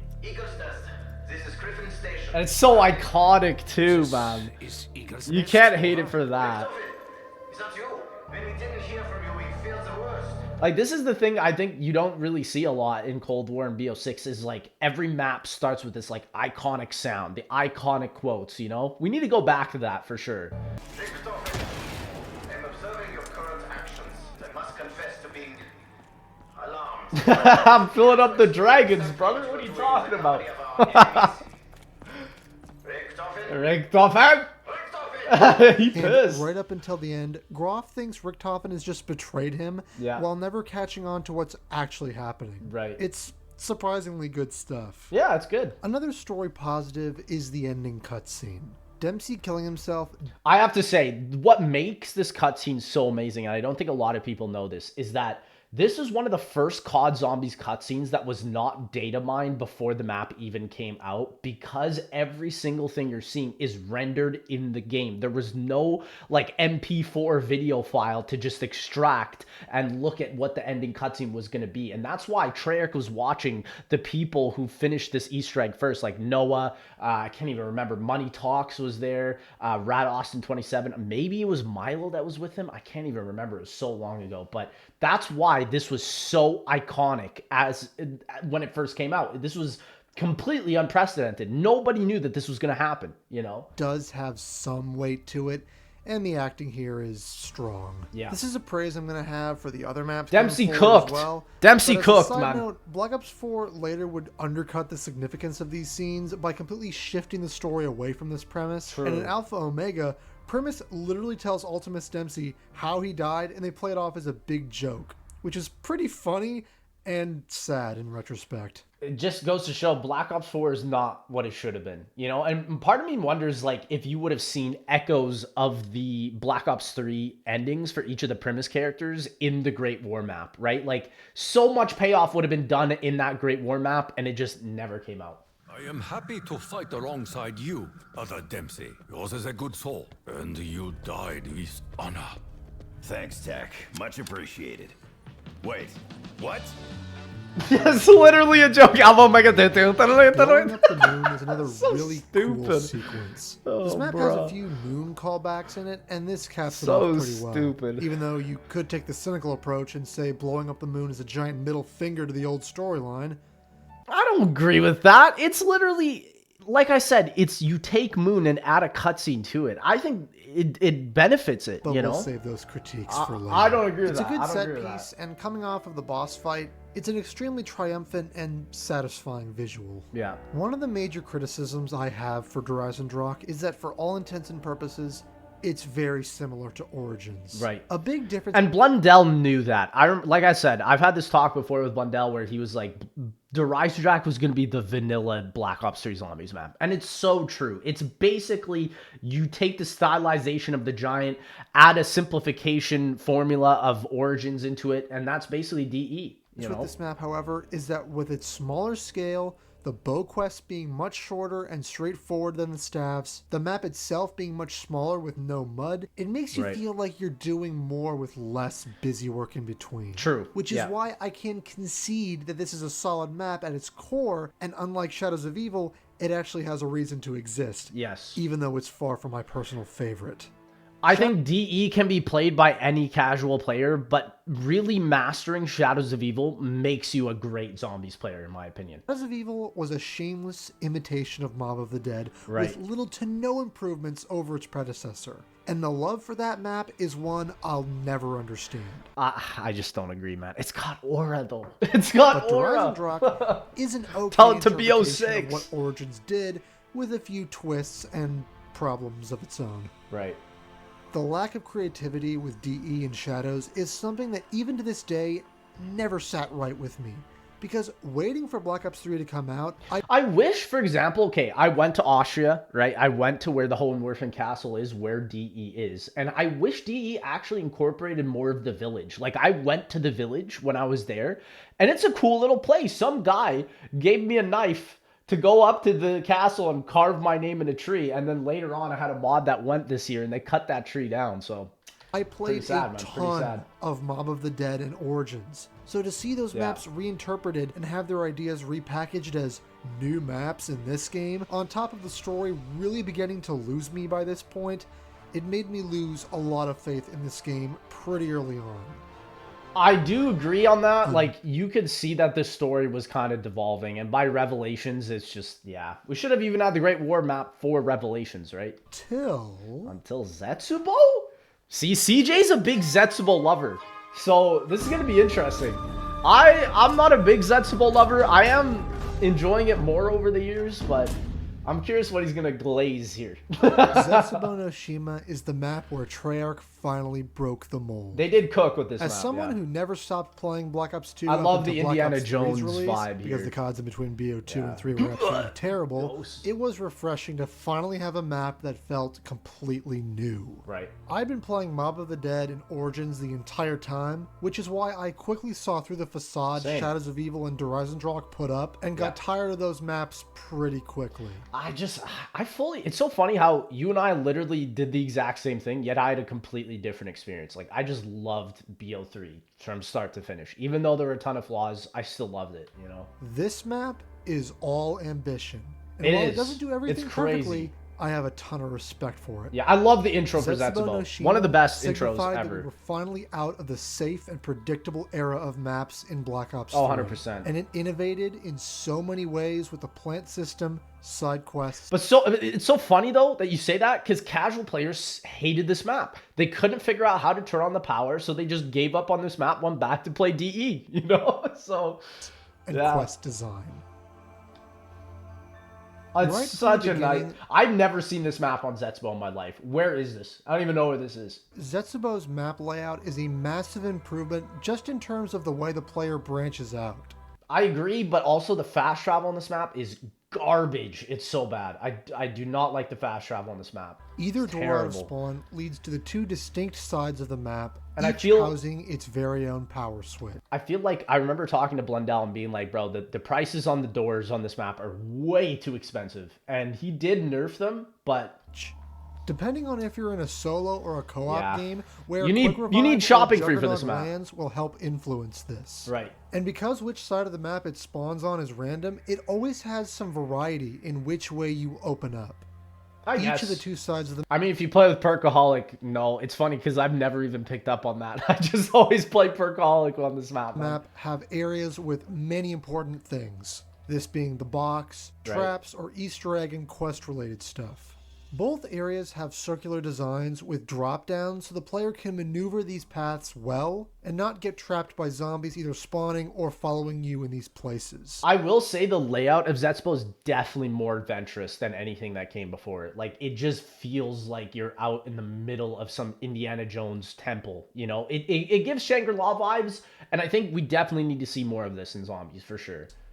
Then we come to the labs. Yeah. Both Lab A and B have shield parts in their respective places, Yeah. ensuring the player will travel to both of them to build the shield. Yeah. Both labs also have their very own power switches that turn on the perk machines on their respective sides of the map. Yep. But Zetsubou handles its power mechanics far differently than any other map. 100%, While other maps yeah. have had multiple switches, no map has had the watering and bucket mechanics that this map has. I think the only issue I have with Zetsubou is that it's a timed power system. And so, like, I've had games where you put the green water in Gen A or Gen B or whatever, and then you go back to the other generator, you put the water in, and then you have to replace the water in the first generator you put in because it's timed. That is so dumb to me. Like, if it didn't have that, I would have liked it more, for sure. This map has, in multiple locations, pools of irradiated element 115 water. Right. This is used for multiple things, but one of the many uses is the power for the two lab locations.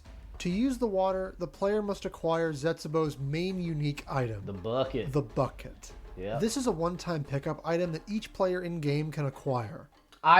Here's the other thing. I know later on in this, he's going to glaze the golden bucket side Easter egg. And so I'm just going to say it right now.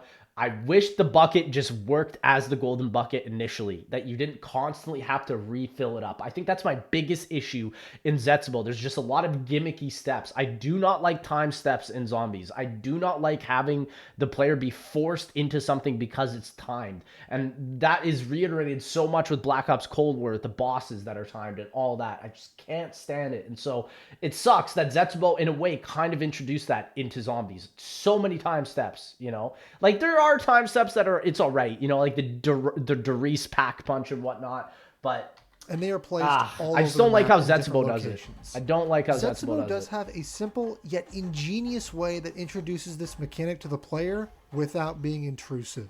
At the I beginning disagree. of the game, in the spawn room, there sits a bucket the player can pick up. Yeah, This bucket it's pretty already easy to has find the a first bit one. of water in it, Yeah. along with it being near one of the plant locations. Right. Once a few zombies are killed, they will drop a seed, so the player learns very quickly through gameplay that the bucket is used to water things. Yeah. And now that the player knows that, it encourages them to explore more of the map to find more water and things to water. I have no qualms with the seeds. Like, I think that mechanic is cool. Killing zombies to get the seeds was really cool. But I just think that the water is just the biggest issue I have with this map. Zetsubou does a very good job giving the player visual cues on how its mechanics work so they can learn through gameplay. Right. And all lighting, the unique you know? mechanics added to this map only enhances the gameplay. Right. Much like the map layout branches off into different directions, there are different types of irradiated water that can be collected. The watering and plant mechanics are the standout feature of Zetsubou, but it goes far deeper than just being an optional mechanic. The plant It's system kind of ties into enforced. the gameplay, Yeah. as well as the main Easter egg quest. It has a lot more depth than the simple tram fuses from DE. I mean, the thing is, though, is that it's not even depth at that point. It's just ease of accessibility, right? Like the tram, you just put it in, you get a tram fuse, you get something, right? You gotta wait 3 rounds per plant. Like, I kind of wish if they just took out the 3 rounds and made it just 1 round, to me, that would have been a little bit better than, I don't know, just 1 plant 3 times watering it. It just, yeah. Which are not a also fan. dropped by zombies like the seeds. The different colored water can yield different types of plants, Right. ranging from plants that provide power-ups, weapons, attract and attack zombies for you, Yeah. hold crawlers, Yeah. and can even provide a second chance afterlife system with the implant. pods. Yep. These act as a clone snapshot of the player when activated, so if and when the player bleeds out, they immediately return with any and all of the weapons and perks they had when they imprinted on the plant. And points. This single Yeah. plant type manages to not only be more creative, but useful than any of the previous attempts at after-death perk mechanics in previous Treyarch games. I agree, but it's also extremely overpowered. It's insane. It's basically a free quick revive. And this is just an example of one single plant. This system is so intricate and gives Zetsubou gameplay depth that no other map has.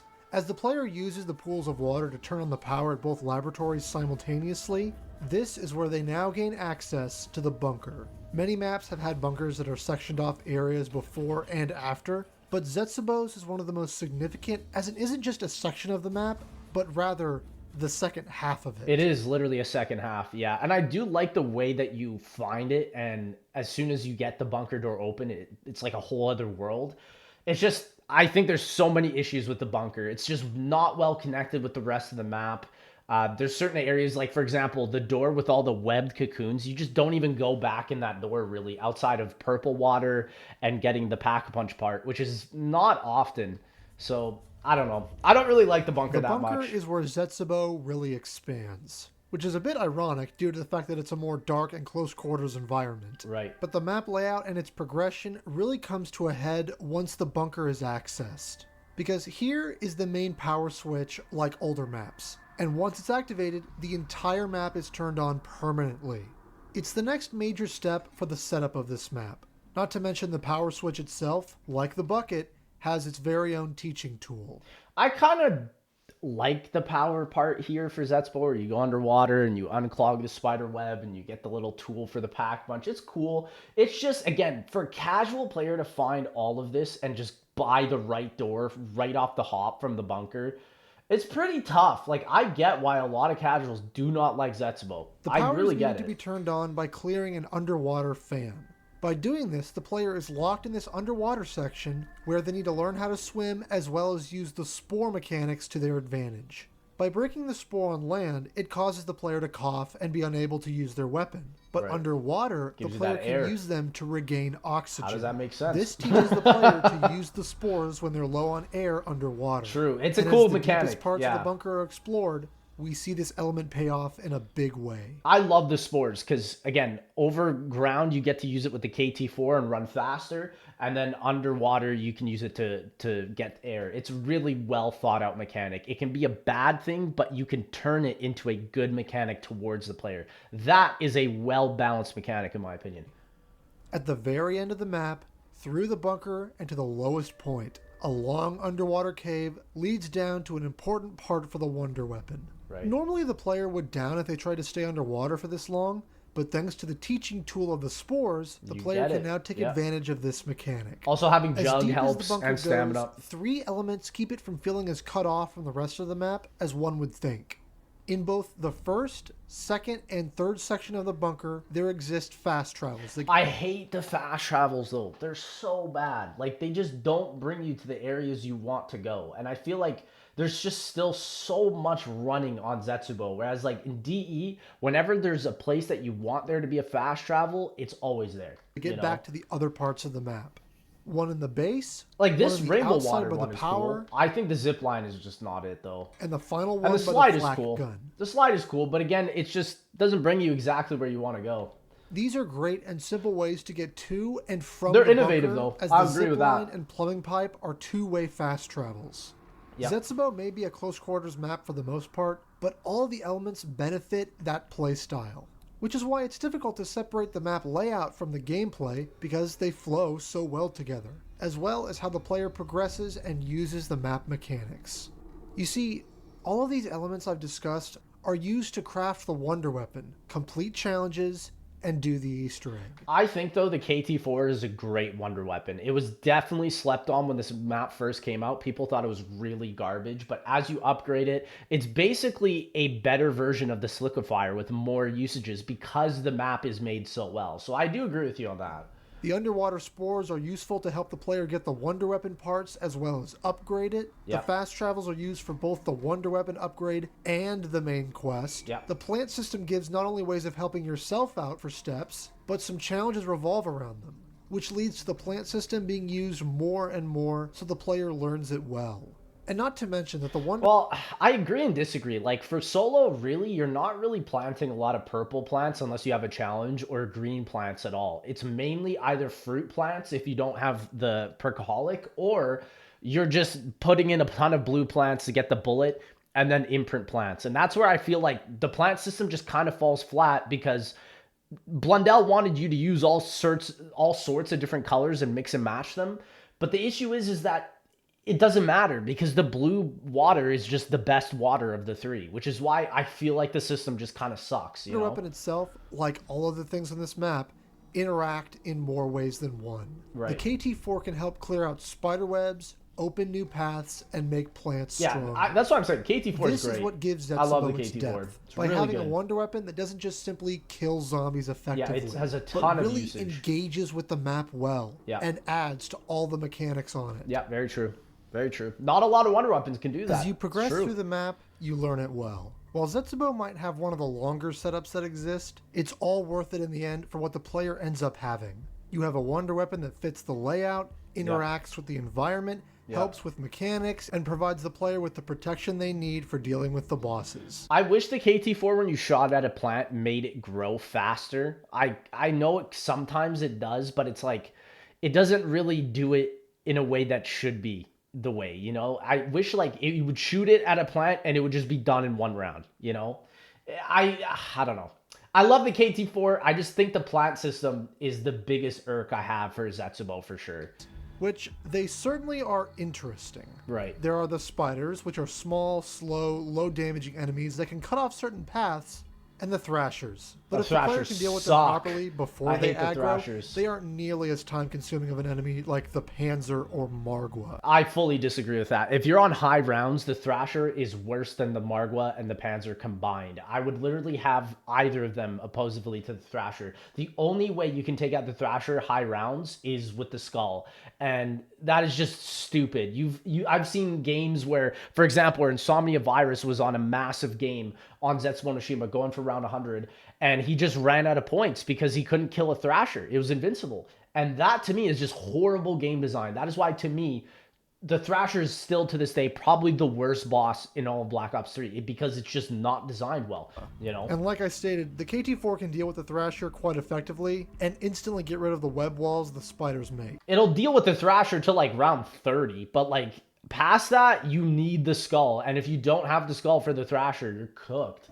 There also exists a unique buildable for this map, which gives protection from the spores, The gas as well mask as is the Thrasher alright. explosion, Yeah. and lets you breathe underwater longer. Right. The gas mask. Having something like this puts more emphasis on the player to learn the map's mechanics, so that way they can counteract them or make them easily navigatable. Right, true. This is what makes Zetsubou so great. The barrier to entry may be higher than most maps, Oh, 100%. but because of that, once the players learn it, they are rewarded well. I would honestly argue that the barrier to entry might even be higher than Shadows, because at least with Shadows, with Beast Mode, you can instantly turn things on. But like, again, I remember my first couple games of Zetsubou when I didn't understand anything about this map and I just wanted to play it organically. Having no power for like 15 rounds and you don't know what the frick is going on or how to progress is tough. It's tough. And I think that's why most casuals don't like this map. Like the challenge system, it may be up to the RNG gods which ones you get, but complete them and you get a part for the Wunderwaffe upgrade Right. and the lightning shield, Yeah. which is a temporary shield upgrade, but is the best shield upgrade that exists. Any zombie that That's hits crazy. it will instantly die. Yeah. In addition, it's used I agree, because Zetsubou is just a well-meshed maps on a lot of mechanics, right? Like, for example, the lightning shield makes everything half price. That's an amazing feature, right? I agree with that. However, I just don't like that it's not a fully permanent upgrade. You know, I think that's the biggest issue with a lot of Zetsubou side Easter eggs. Like, you'll get a permanent gold bucket, but you won't get a permanent lightning shield, right? Like, I don't know. used for multiple Easter egg steps as well. Zetsubou has the content to back up its learning curve. If the challenges and side quests were both hard and the rewards unsatisfying, then it wouldn't be worth it. Right. But the challenge is fair and very much worth it over the side quests in Shadows, for example. I agree. There is definitely way more of a usage for the side eggs in Zetsubou, especially spider bait. Yeah. The perfect example of this is the secondary boss fight. Yes. Yeah. Love it. You Goated. progress through the map to build the KT-4. Yeah. Then you use the Wunderwaffe to open up the second boss fight. And once you beat it, you get a part for the Wunderwaffe upgrade and a pool of free spider Widow's, water, which yeah. gives free Widow's Wine. Yeah. Besides the great aesthetics of that, this is how you give the player a good challenge and make Yes. the reward worth their while. We need more of this. We need more mid bosses. And I'm not saying like mid as in, oh, they're mid. Like mid bosses in terms of midway through the map type bosses. This is exactly what Treyarch needs to do more in zombies right now. Just more adventurous aspects midway through the map, so we're not just guessing, oh, what's the end game boss fight gonna be, you know? Many players don't even know that there's an insta-kill shield, but Zetsubou Right. is one of those rare cases where the quantity and quality is there 100%.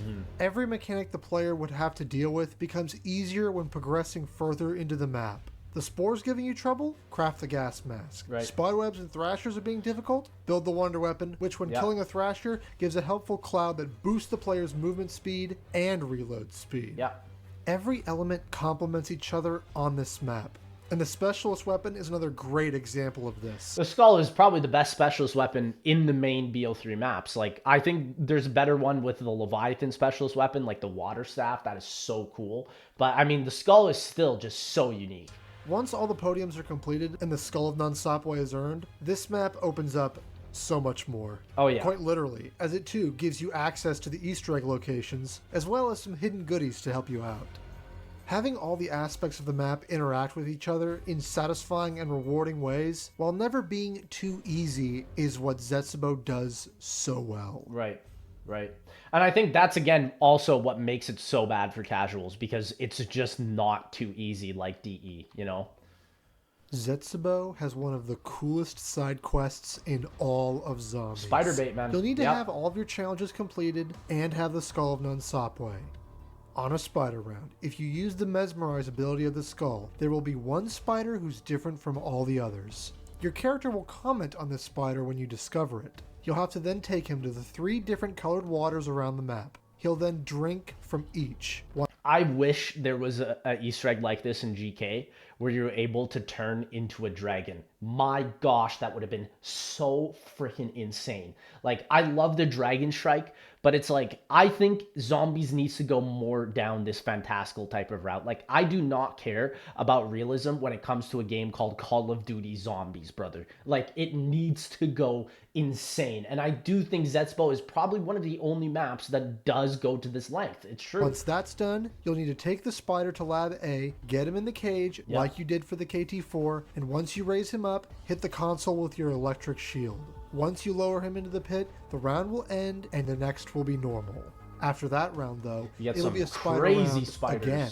Except these spiders are slightly stronger. Tough. They still die in one hit to the skull and the KT-4, though. Spiders on Once that's steroids, done, you need to man. go back to Lab A and raise the cage. You'll find a cocoon that the injector will stab into and give you the reward. I don't say this lightly. You can play as a spider. It's sick. Yeah, I'm not kidding. It's sick. This It's is one sick. of the greatest things ever put into a map. I agree. I actually agree with this, CJ. I agree. We need more of this. It has all the best qualities of a side Easter egg. And I do like that Black Ops 6 is kind of doing it with the mutant injections, but I do have to say, I just think the way you get to it in Zetsubou is probably better than just going up to a crafting table and buying it, you know? I hope they add more of that into Black Ops 6, but the crafting table is just a whole other can of worms, you know? It's well hidden. It's hard to do. It's rewarding. But it's fun. Useful. It's weird. It's fun. And even though I don't do it every game, this map would not be the same without it. I agree. I agree. Love this thing. It's also really good. Probably for one of the best saving parts of yourself when you're Zetsubou. trapped. Yep. That's what a lot of high rounders use it for. Because unfortunately, the damage of the spider does start to fall off in the low 40s. Oh, it's really but bad. this is still an amazing addition to this map. Yes. It's the idea of going from 0 to 100, and so much so to the point in Zetsubou where you literally become the enemy. Like, that is so sick to me. The you know? Zetsubou main Easter egg is the one part of the map that falls a little flat. Right. I'm sure you'll have heard this joke before, but Zetsubou's main quest essentially boils down to repairing an elevator. Right, Outside of the boss fight, Getting the it cogs. doesn't get much more exciting than that.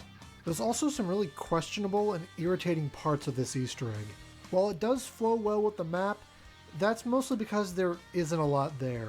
I mostly want to talk about the strange ways you acquire the cogs that are used to repair the elevator. It makes me wonder why this Easter egg was so simplistic, and then there was a 3-month wait to get GK, which the Easter egg was probably way more complex than Zetsubou's could have ever been. You know, and it makes me wonder why they did that. Question. I don't know. To acquire the first of the 3 cogs for the boss fight, you must use a gobblegum to get it. Yeah, There is Anywhere But Here sucks. other way to do so. Yeah, Thankfully, it's a classic, Anywhere But Here, but still. Yeah, if it was a mega, that would have been horrific, bro. This is That would've something been that bad. no one liked. As forcing the player to put on a specific gobblegum sort of takes a bit away from the concept of what they're supposed to be used for. And it's telling that Treyarch wouldn't ever make it a requirement to have a gobblegum be needed for a step going forward. Oh gosh, I wonder if Black Ops 6 is gonna do that now that he says it like that. Oh no.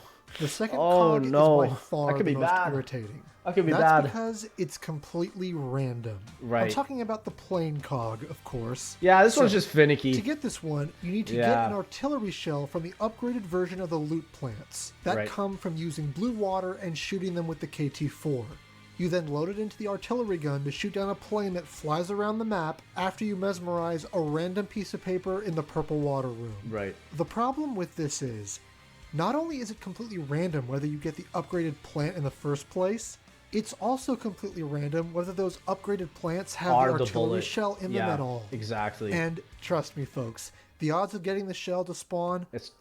not great. Yeah, no. I don't know the exact number, but in my experience, it feels like a 1 in 3 chance. This is also where most I would even say it's like 1 in 5, man. Yeah. speedrun attempts on this map die because of the bad RNG. Yeah. This step should have been reworked to where the first upgraded loot plant gives you the artillery shell every single time. Again, this just goes back to my issue of Zetsubou's plant system as a whole. I just think it's just a bad system. Because just you have to not well completely thought out. stop what you're doing to make these plants, and it can take forever to finally get it. Yeah. This is the one part of the Easter egg that I think genuinely sucks. Yeah, Aside I from agree. forcing everyone to do their challenges in a co-op game. Oh, that's even worse. Yeah. Speaking of which, The third cog is acquired by shocking the zip line when someone is taking it in a co-op game, or The by most shocking it deaths on yourself in Zetsubou, solo right and here in pressing this the spawn. melee button to drop down onto the pier. Yeah. On the pier is the last cog. The other problem here is just simply making everyone do their challenges for the lightning to strike down. This isn't the most offensive thing in the world. It's not as bad as the plant RNG for the last cog. But I mean, it can be very annoying, bro. It can take like an hour for everyone to finish all their challenges. That's like no joke, man. But this has just never sat right with me. I agree. People can get challenges in co-op that they physically are not good enough to complete. Yeah. And it either means you restart until they get friendly challenges, or if you're far enough into an Easter egg, You just they give just up. have to leave the game. Yeah. I really wish it was just a percentage of challenges that needed to be completed in co-op. And in solo, Or just one person completes it and it's there, you know? you could have just kept it the same. Yeah. Again, not the worst thing in the world. It's I annoying just though. don't It's like it very much. annoying. And I will say, DE and Shadows don't really have a problem like that. Like, sure, you can give the Wisp step a lot of BS, or like the Shadows final step, but there's nothing as annoying as the Zetsubou challenges for sure. The Easter egg is passable. Yeah. I like how similar the setup process is to Mob of the Dead, and how if you're set up on the map, you may as well do the Easter egg. Right, As right. upon completing it, you get access to the boss room and the free Perkaholic, And the best camping spot in the whole map. which is a lot more useful on this map compared to DE because of the imprint plants. Yeah. So, it's far from bad, but like a lot of the community, this Easter egg should have had a little more going on than, as I said at the top, Right. repairing an elevator. Like I said, makes you wonder what happened. Is it going to happen with GK where they make it very complicated? Well, yes. Then why wasn't Zetsubou as complicated, you know? Maybe it's because they realized, oh man, the power is going to be too tough for casuals. There's no way we're going to make a tough Easter egg as well. You know? I don't know. The story on this map picks up a little bit, and spoiler, it's quite good. Yes. We're still not at the point of no return yet, but Still probably one of the best cutscenes in BO3 is Zetsubou's intro. I loved it, man. trust me. And it's just that's from coming Indiana very Jones, soon. you know? As each part of the map works to build off the next, the Easter egg as well as the story works in quite the same way. While the other maps in BO3 take more of a tell, don't show aspect of storytelling, Yeah. where most of everything is just stated matter of fact right from the get-go, Zetsubou takes a much more subtle approach to its story as well as its atmosphere. I like Zetsubou's ending as well. It feels very personable comparatively to DE and Shadows for sure. This is the one map that isn't over the top in its soundtrack or in its design. Yeah. It goes back to the more classic style of hidden or secret details around the map that tell a dark tale of what went on here, and hints on where things are going to lead. I actually like that Zetsubou, you can take the evil aspects like Thrashers and make them friendly, or get an evil spider and you become one, right? Like, Zetsubou's really good at that, I think. We are here for Takio 1.0. Yeah. But unlike the other three maps, we aren't shown him in the cutscene or in any capacity until the end of the main quest. This works for two reasons.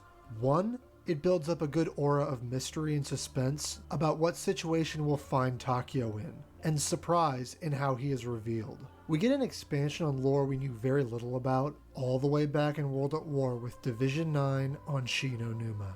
The cutscene is cited by many It still kind of sucks though, because again, after this map, they're pretty much never mentioned ever again. as the best in the game, and it works better than most others. Yeah. Takio was always the least liked character of the original crew. sure, But unlike 100%. Dempsey, who was unaware of his fate, or Nikolai, who rejected it, Takio accepts what must be done and seems to be the only one who really grasps the situation. Right. The conversation younger Takio has with himself really gives a good depth to his character. While the twist reveal that the state we find him in is the Emperor's doing, it comes off as a good reveal. It's just rather than personable. I love it. unnecessary retcon Yeah. of a character's It's backstory. just really like understanding. Nikolai. Yeah, Nikolai's, again, you can understand that his got shafted because they were going towards Revelations. I again think if the Great War was the next map, it would have been a lot more different, you The know? main map's Easter egg works well with its gameplay, and its subtle story fits well with the character that it's about. Yes, yeah. While the final bit of the Easter egg would set up for a thread that would lead down a controversial path in the next game, the map sets up the next very well. Yes, As I agree. Zetsubou was a more reserved journey, the next would be a lot louder. It'd be a big and in one. your Let's face. go, GK, man. Yeah.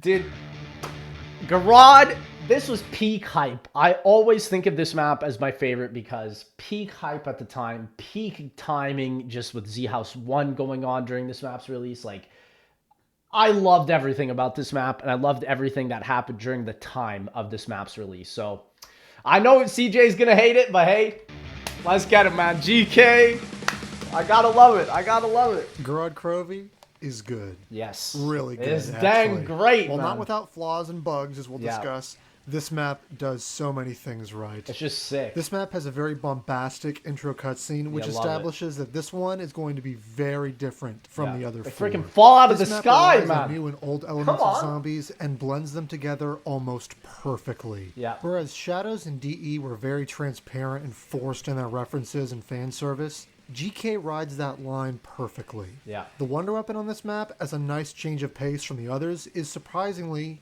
in the mystery box. Yes, and I just wish it was upgraded more. I wish it was more powerful. Just the damage on it sucks. Making this a nice wish it was a contrast little from bit better. Zetsubou No Shima, where you basically had to do 80% of the Easter egg to obtain To it get and it. upgrade it. Yeah, As a very true. bonus, the PPSH, a fan favorite weapon from World at War, was GOAT. brought back after 7 years. Yes. And on top of that, That was so big in the community, by the way, that there's literal multiple videos of the PPSH of just people reacting with in the trailer with over 1 million views. Like, no gun has ever had that much hype on it other than the PPSH and GK. mystery box from Hands Gorod down. Krovi is loaded with fun DLC weapons, Yeah. making the box on this map very worthwhile. The quest to open Pack-a-Punch, acquiring the specialist weapon, and the new equipment, all gameplay related and flow into each other seamlessly. Oh, yeah. With my only complaint being pretty much the same as everyone else's, by saying that the 15-second dragon cutscene is annoying. You should be able to skip it, and you do see that they added that in Black Ops 4 with Ancient Evil, skippable cutscenes. It's just obviously, probably would not have worked for the hardware with BL3 in the system. So But the silver I lining to get that it. is that it gives you an opportunity to take a break.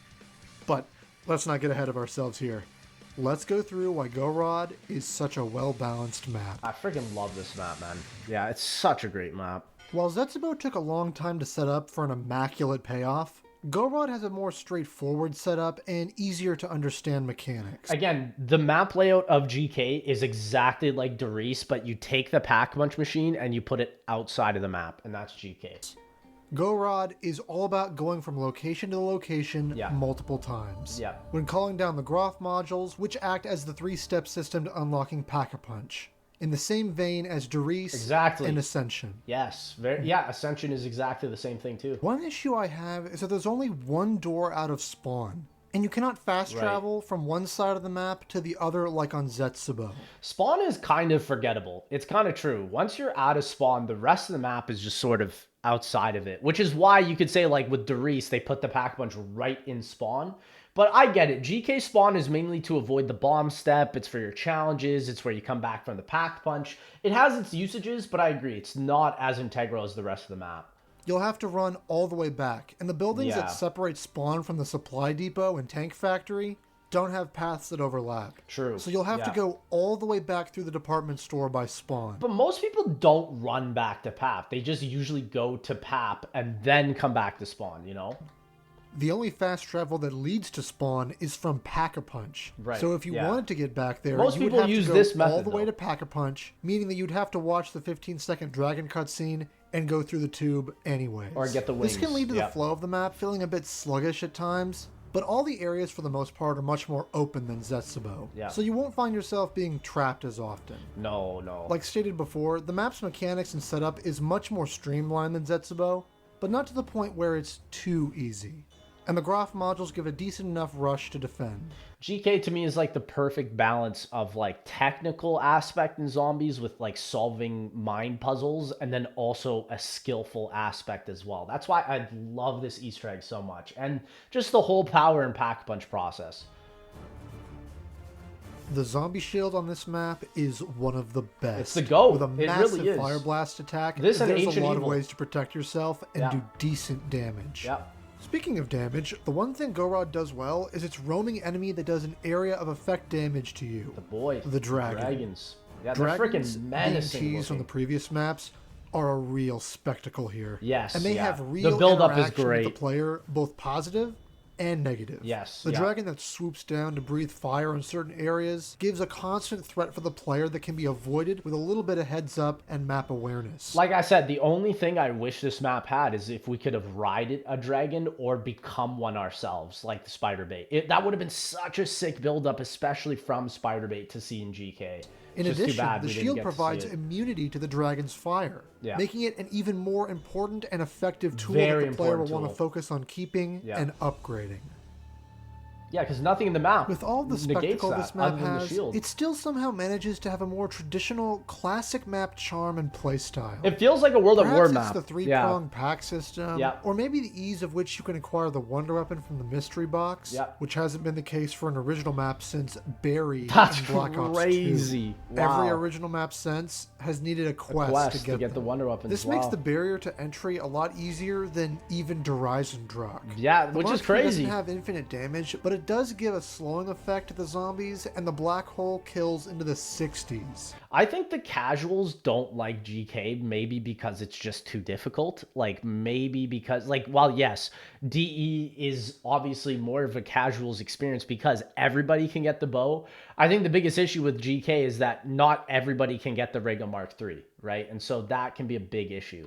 That slowing is really strong for the entirety of the game, especially if you're using the shield strategy in the bunker. Right, When people right. say that the Mark III sucks, they clearly neglect just how useful it is to hold on to, even when it stops killing. Well, of course, you needed to take out the Valkyrie drones and whatnot, but it does suck. I mean, this compared to the Apothicon, come on, it's night and day. After getting all of the Groff modules and riding the dragon, which is a real treat and shows off the impressive budget BO3 clearly had, you arrive at Pack-a-Punch. And it's funny because the Pack-a-Punch, for a lot of people that don't know this, was actually a BO3 campaign mission, but so many people didn't realize that just because of how well crafted this area looks. And in my opinion, the PAP in GK is probably one of my favorite spots. There's a lot you have to do here. You have to go here a ton of times. So The it's a Pack-a-Punch great building is very spot. reminiscent of the smaller, more simpler maps from World at War, Yeah. and even acts as a tiny survival map in its own right. Literally, As yeah. it's separated from the rest of the map, it gives a nice break from all the running around and dragon action. Yep. But you won't be saved from the special enemies here, which there are two new ones. Yeah. The Manglers and And Valkyries. the Valkyrie drones. Each being a very different type of enemy, but having similar ways of attacking the player. The Manglers being slower moving, armored enemies that shoot homing projectiles. I have to say, like, I love the Manglers on GK. It just sucks because I'm so annoyed of them because of modern zombies copy and pasting this enemy like so often. The Manglers basically become the glorified armored zombie. And I just absolutely despise that because to me, that does not even make sense. And again, the Valkyrie drones as well, they just kind of suck as well. I know a lot of people don't feel like they fit the ambience and the aesthetic of the map, and I agree with that. It just sucks because it's like at first when this map came out, I loved the Manglers and the Valkyrie drones, but as time has gone on, even the Manglers themselves have lost its quality, which just sucks, you know? And the Valkyries, which are airborne enemies that shoot constant beams at you. Yeah. Which can also shock zombies, making them explode when you kill them. Yeah. I think the Manglers work well for the map, but the Valkyries are just too much of a mixed They're too bag to say big. that they're good. They're too big. No Yeah. enemy that can fly should be as irritating as they are. Yeah, they're pretty Move annoying. as fast as they do, or take as many hits to kill as they do. Yeah. Plus, the fact that they can spawn an infinite amount of electric zombies It's if they so park themselves garbage. outside of the player's view is Yeah. a real annoyance. I Meaning you'll hate need to that go out of too. your way to find the trail of zombies to find it and kill it. With the fact that they're a flying enemy with a significant hitbox, the It's player can huge. and will get stuck on. Yeah, they literally block the whole hall. And I dislike that Treyarch patched GK so where they could go underneath to where the shield bunker is. Such a garbage change, man. That to me has definitely ruined a lot of the fun of the high rounding of this map, but Them if it they is what fly it and is. block a doorway. Yeah. There's a plus side to the enemies though, and that's how the player kills them. If 6 Mangler arms and helmets are shot, or 6 Valkyrie cameras are destroyed and sets of arms are shot, 2 different masks which grant damage reduction from and increase to I these miss the enemies. mask system for This sure. system is very simple yet beneficial in helping players to deal with these enemies a lot better. The dragon wings, which take up a mask slot, I wish they didn't. That would have made the masks a lot more viable for this map. I kind of wish the wings were just a separate item. are you another know? item that skips the cutscene and takes you straight to pack. Yeah. They are Because a most people will just run this just because they hate seeing that pap animation. very welcome addition to this map. Yeah.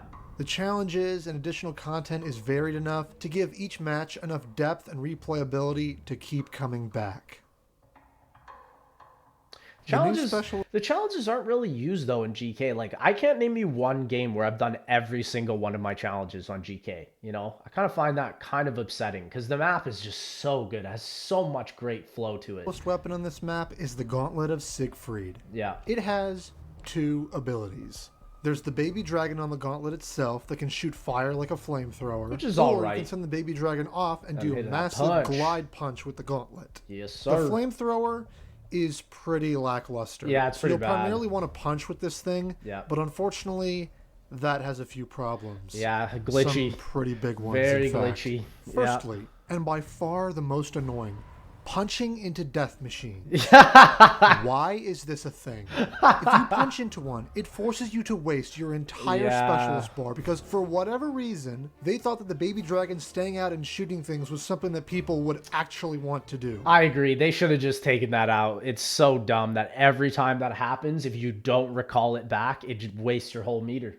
It's so bad. awful. I agree. Secondly, and this is by far the most game-breaking, the gauntlet will crash your game at high rounds. Yes, yes. It becomes very likely to happen after round 60 plus. Yeah. So high round games Just don't even use it. Can't use it. Yep. How this wasn't fixed baffles the mind. I could have sworn people reported Baffles this the issue when the map mind. was out. Oh, but yeah. Once again, Oh, yeah, they Treyarch did. Didn't seem to care. Yeah. It just shows that like Treyarch caters to a specific type of player. The high round player, I don't think has been catered to like probably ever. Maybe since BO2. I don't know. One last Maybe now they're kind of doing it with modern games, but still they're just making the casual players into high round players. So, I mean, that's a whole other argument though. issue with the gauntlet that happens somewhat rarely is that when you punch into a Valkyrie, there's a small chance that regardless of how much health you have, you will instantly go down. Right. So yeah, that's fun. Thanks, Treyarch. I love that, man.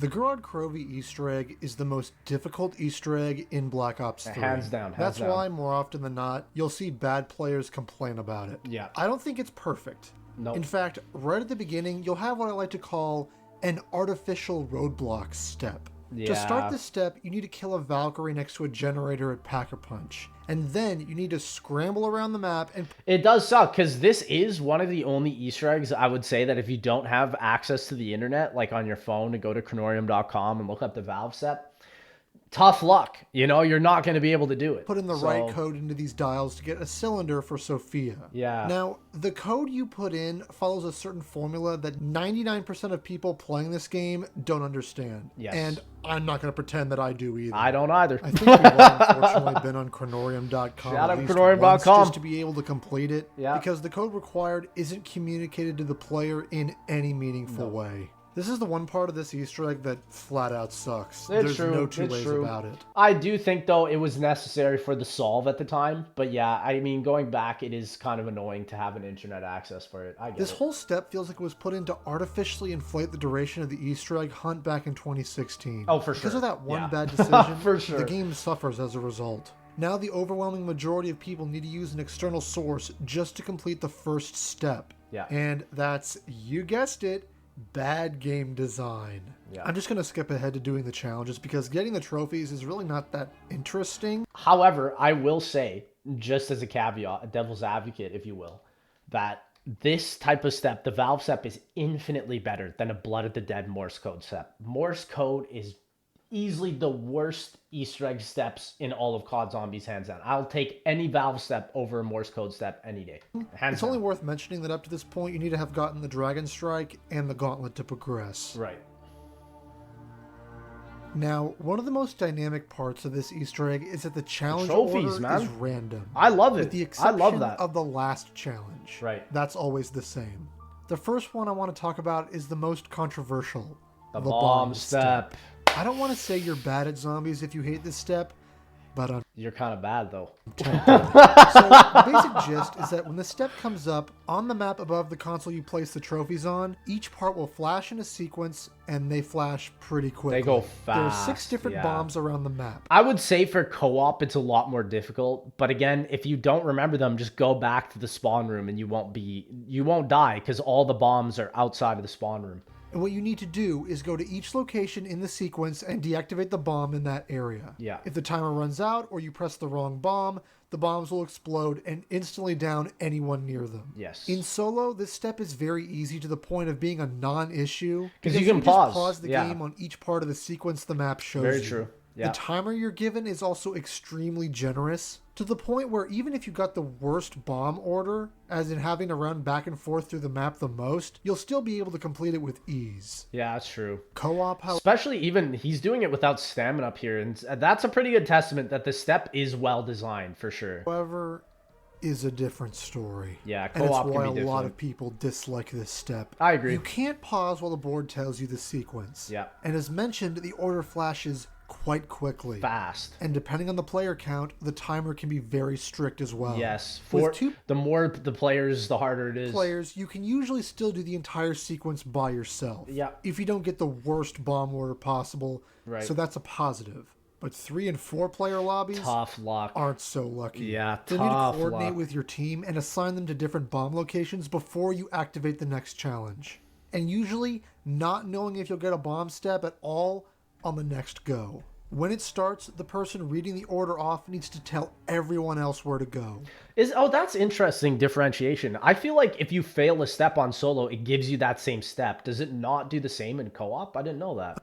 Another method I've seen is having 2 people at Dragon Command, and one person remembers the first half of the sequence, and the last other 3. remembers the Yeah. second half. That's usually the best. Then you both split up and do Yeah. all the bombs on different sides of the map. Yeah. But if all your teammates are bad, the latter option might not be viable. True. Usually you do need one person to just remember the code and have 3 people at the farthest parts of the map. The person reading off the order in the first scenario has by far the most demanding job. For sure, Because if yeah. they screw up, they'll kill the entire team more often than not. Literally, yeah. What I enjoy about this step is the stress and the adrenaline rush of doing it in a 3 or 4 player game. Yes. Doing the callouts and making sure everyone is ready is genuinely exciting and engaging. We don't have a lot of this in zombies anymore. It's true. There's no steps that like really up the stakes like this. It's a step people fear, as they should. Yes, We need yeah. more steps in zombies that force you to work with your team in a high-stakes way like Yeah, this. I agree. That's why the buried Easter egg works so well. Because it's filled True. with steps just like this. And it's Yes. designed with 4 people in mind in an intelligent way. Dude, and I do have to say, my most viewed reaction is actually not an Origins or a Shadows of Evil speedrun. It's a buried speedrun because of that. Because the steps are so difficult all the way through and through. And then the final step is just the most tough step. One of the toughest steps in all of zombies, the sharpshooter. So I agree. I fully agree with this. Zombies moving away from steps like this and 4-player Easter eggs to a smaller extent in BO4 and beyond really limits Easter egg design. I agree, Basically, yeah. to wrap this up, I think the Makes bomb it too step is simple. great. I enjoy it. Yes, I love the bomb step too. It's amazing. It's amazing. It's literally a get good type of step. We need more of that in zombies, quite literally for BL6. The Mangler Escort, on the other hand, is a very simple step. Yeah. A green-eyed Mangler will spawn Shoot at a that boy in the department store shoulder. or the tank factory, and you need to bring him back to Dragon Command. Yeah. If you don't find him in time, he runs away too far from you you, go. or you kill him on accident, the step will fail. One small tip that most people already know is that if you shoot the Mangler's arm off, he starts running straight away. Yeah. I've played with people who are too scared to do this, and it makes the step take way longer. It's true. Yeah. It's, again, another get good step. That's why I love GK, man. Don't It's all be about that the guy. skill. The drop pod challenge is so nothing, I don't even know it's there. A Yeah. drop pod will come down outside of one of the dragon landing pads, and you need to defend it from far away. This can ruin speedruns, though, if you don't get Groff module at Dragon Command. A lot of people prefer it there, so I can And when it understand opens, that. you need to send your baby dragon to go grab it. You need to pick it up and bring it back to Sophia. This step feels like filler. I don't have anything to say about it. Yeah, pretty much, yeah. The Valkyrie escort is the other escort in What the frick is the zombie doing in the middle there? What the heck is that? this Easter egg, but this one is a lot different. You need to run to spawn, and a green-lighted Valkyrie with no arms will float down onto the map, and you need to very slowly escort him to Dragon Command, all while zombies infinitely spawn. It's pretty easy with the Mark III, though. Just use the slowing bullet. Just like You the should be Mangler, fine. you can shoot and kill him, and if you do, you'll fail the step. This is another one that I see a lot of misconceptions about. People say that you need Undead Man walking to do this. At first, we thought we did. Remember, Undead Man walking was like the big glitch for GK. And again, it sucks because like these maps are so old now that you have this like old knowledge base of information that people thought of when the game first came out. And then you have people nowadays that like almost 10 years later have fully optimized it. And so nowadays, yes, it's just better to use the Mark III. Before, we thought Undead Man was needed for this. Step. The reality is, in solo, if you have monkeys and the Dragon Strike, that usually lasts you long enough to do the I mean, you don't whole even need thing. the monkeys. Additionally, Yeah. in co-op, Just you use the can Mark just III. have your teammate or teammates hoard zombies in the tank factory and supply depot while you do the entire escort with basically no zombies on you. And the other thing is you don't even have to escort him all the way to the pad. You can just take him out at the stairs and it'll work, you know? So a lot of these speedrunning advances have completely changed the way these maps play, for me at least. Just like the bomb step, I don't get the hate for this one. Yeah. I think people just aren't very good at the game. Yeah, gotta get or good. to give them the benefit of the doubt. It's just that they don't know the right strategy to this one. Yeah. Without relying on a crutch gobblegum to do the step for them. I mean, like I said, you don't even need a Goblin now. Just use the Mark III. The Gersh challenge is another one where I don't have much to say. Yeah, this you one's go around pretty the whole easy. map, you shoot him, rinse and repeat. Yep. My only gripe is that he can only be damaged by a pack-a-punched weapon, which if you're doing this Easter egg on a low round and you get this challenge first, it can be pretty aggravating. Yeah. But that's kind of a nitpick. It's a BO1 callback. It has some story we'll go over later. Moving on. Yeah, it honestly didn't need to be on GK, that's for sure. Like, how Gersh even has anything to do with GK when he's from, like, Ascension. I get it. I get it. Challenge, which will always be the last challenge, is the Mangler Lockdown. Yeah, and this one For you can this, you need to cheese. grab a key card and go to Pack-a-Punch. Have everyone hold X on this console on the floor, and this will activate a lockdown that's just like the one you had to do to get the Dragon Strike, except this time it's only Manglers. While this is happening, the key card is extracting data from the console. You can easily cheese this step by leaving one Mangler alive in the first wave, and waiting for the bar at the bottom of your screen to fill. If you do this step normally, it's pretty cool, but unfortunately, the cheese exists. So that's all anybody does. Yeah, most people just don't even play the step as properly intended, which I get it. GK and a lot of these maps do have their glitches for sure. After that, you take the key card back to Sophia, and that's it. Sophia will then give you the power core to repair All that Nikolai's for a mech battery, that was man. thrown into a building and damaged in the intro cutscene by the dragon. Yeah. After you give Nikolai the power core, you'll be ready to start the boss fights. The first one is with the dragon, and it's really straightforward. Really easy. You run Yeah. around You in can't circles fail the and dragon wait for one. Nikolai to open Unless his you don't weak have a points. shield. It's pretty easy, although if your shield breaks during this fight or cooked. somehow you forget to go in with one, the fight becomes hard mode, and Yes. it's pretty easy to go down. Yeah, because you can only ever be at the corners of the whole arena, which is pretty tough, man. The second fight with Nikolai is a lot more interesting. Similar to the dragon, he also has pretty obvious glowing weak points, but they're a lot harder to hit because he moves around a lot. He has Yeah. quite a few attacks. He has the minigun, he shoots these exploding harpoons at you, and he spawns wraps from the multiplayer which chase you around the arena. He can also stomp on you and instantly down you as well. Like, I do agree, the Nikolai boss fight can be a little glitchy. He's a pretty good boss fight. Yeah. I think he's a little too weak to the Mark III. I Yeah, mean, you can I agree. basically insta-kill him with it, and the Yeah. health of the cores doesn't seem to scale very much into co-op. No. So if you know what you're doing with the Mark III, this fight can be over faster than it took to sit through the cutscene after you kill the dragon. Literally, yeah. It's a nice touch that if you do this Easter egg in solo or under an hour and 15 minutes in a co-op game, you'll get a permanent perkaholic, Which is just nice. like Moon and Shangri-La in Black Ops 1. Yeah. This is a pretty tough map to high round, so it's borderline essential if you want to do well on this map. Yeah. It also allows you to get unlimited quick revives in solo. Oh, I didn't even know that. Oh my gosh, that's crazy. Wow. GK around 100, not too Let's difficult. talk about the story now.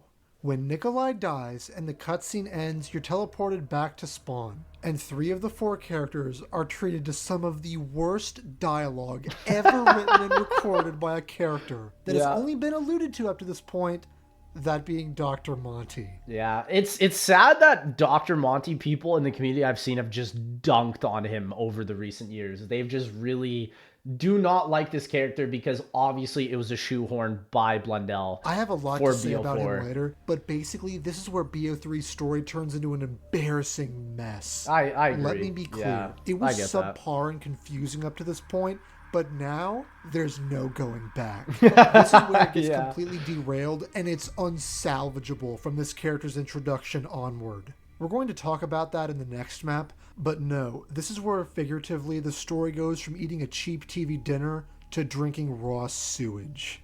The story Well, that's a rough way to analyze it there. But I mean, the thing is though, despite it being bad nowadays, let's look back at the time before they actually had a little teaser to Revelations once you beat this Easter egg ending. I noticed they took that out, which kind of sucks because that part was just so cool to see in the actual Easter egg cutscene. And they just took it out. I don't know. I thought that was so cool. And the hype was at an unprecedented level for Revelations for sure. Like people were super excited. And it just sucks that honestly, a lot of people think that after GK, it's really gone downhill because of reused assets or the formula of zombies being completely different now with modern COD zombies. So I get it. I get it. itself in this map, excluding Monty, while having a decent enough impactful moments, in area falls back to the tired ideals of modern writing, where instead of something ultimately new, it's just talking about what came before in the past and killing it, which is an unfortunate motif of this entire game's story, but it feels most apparent here. It's a As you motif kill with Gersh from Blundell's Ascension writing for for sure. seemingly no Yeah. reason other than to destroy another part of Zombie's past. Yeah, for sure. A story revision I dislike comes in the ending cutscene where it's revealed that Ultimus Nikolai's quips in BO1 and World at War about having multiple wives was just him coping with the Just fact that delusion. he lost his real wife, presumably in World War II, although it's not very clear. This Yeah. was clearly only done to have some kind of emotional impact because as a character, Nikolai is very funny and charismatic, while his Primus counterpart is an absolute depressing stick in the mud. It really makes me wonder, like, if Zelensky did pioneer Black Ops 3, like, what he would have done with Nikolai moving forward. Because, again, Blundell and Zelensky's idea of zombies were completely different. I mean, you can just see that in BO2 with the Victus maps and Mob of the Dead and Origins, you know? This is also apparently why he's an alcoholic. Right. This retcon comes off as really corny to me. Interesting. 1.0 Dempsey didn't speak at all, so that was a bit of a cop-out. But Right. Takio 1.0's death and his backstory in that map was handled really well. This cutscene tries to do something similar, but it falls flat. And that's probably because of the cycle and Monty's introduction for sure. Nikolai 1.0 is just way too goofy of a character for this to land, even with the retcon. Yeah. Overall, while the ending itself isn't necessarily something that has the impact it should, what it does do well is set up the right level of hype for the final map. Like I said, yeah, that's all To GK end this was. map off, Gorod has the gameplay of the better maps from Black Ops 1, with the level of content from the Blundell maps of Black Ops 2, but without resorting to lifting any ideas directly from those maps. I will say GK does not have a lot of side Easter eggs, and the ones that are in the map that took like years to solve, like the monkey bomb upgrade, they're all right, but it's like it's not as good as it should have been, you know. And it makes me think of someone like Jack, like Lonely Mailbox, for example. Like Gorod Krovi was the last map that he ever made tutorials on, and I remember him making that tutorial for the upgraded monkey bomb, and that was so cool. And the whole side Easter egg was solved through the crate power gobblegum, right? It wasn't even solved because of the steps in the map, and I think you can really see this devolve later on in BO4 for sure, you know. Which is the reason why it works so well for so many types of players. It's a Yeah. jack of all trades type Yes, of map. really. And with so many tiny details that it gives more than your average map. Yeah. Such as having time trials for getting melee weapons, the before mentioned masks, or even the useful feature to teleport back into the boss fight arena with anywhere but here. Which is another great, That was a straight freaking glitch, though. You can't tell me differently. albeit unintended That was a reward for glitch, completing man. the Easter egg. Yeah, that was a Gorod full-on Krovi glitch. is a shockingly good map that also pushes zombies forward, this time in a simple, less quest-heavy experience, and is a beautiful contrast to Zetsubou No Shima. And it's really the last original Ether Zombies map. I will always say that. Like, it is the last original map. It's the only one that is completely unique moving forward until we get to Dark Ether, which is, again, not the Ether, so... Gorod and Zetsubou, in terms of Blundel's design philosophy, are almost polar opposites. Very true. Which is why I think it's the best two maps we've ever had back-to-back. I can agree with that, after Zetsubou, It was a 3-month wait, though. That was a tough wait, I'll tell you that. Gorod was an extremely refreshing change of pace. Yeah.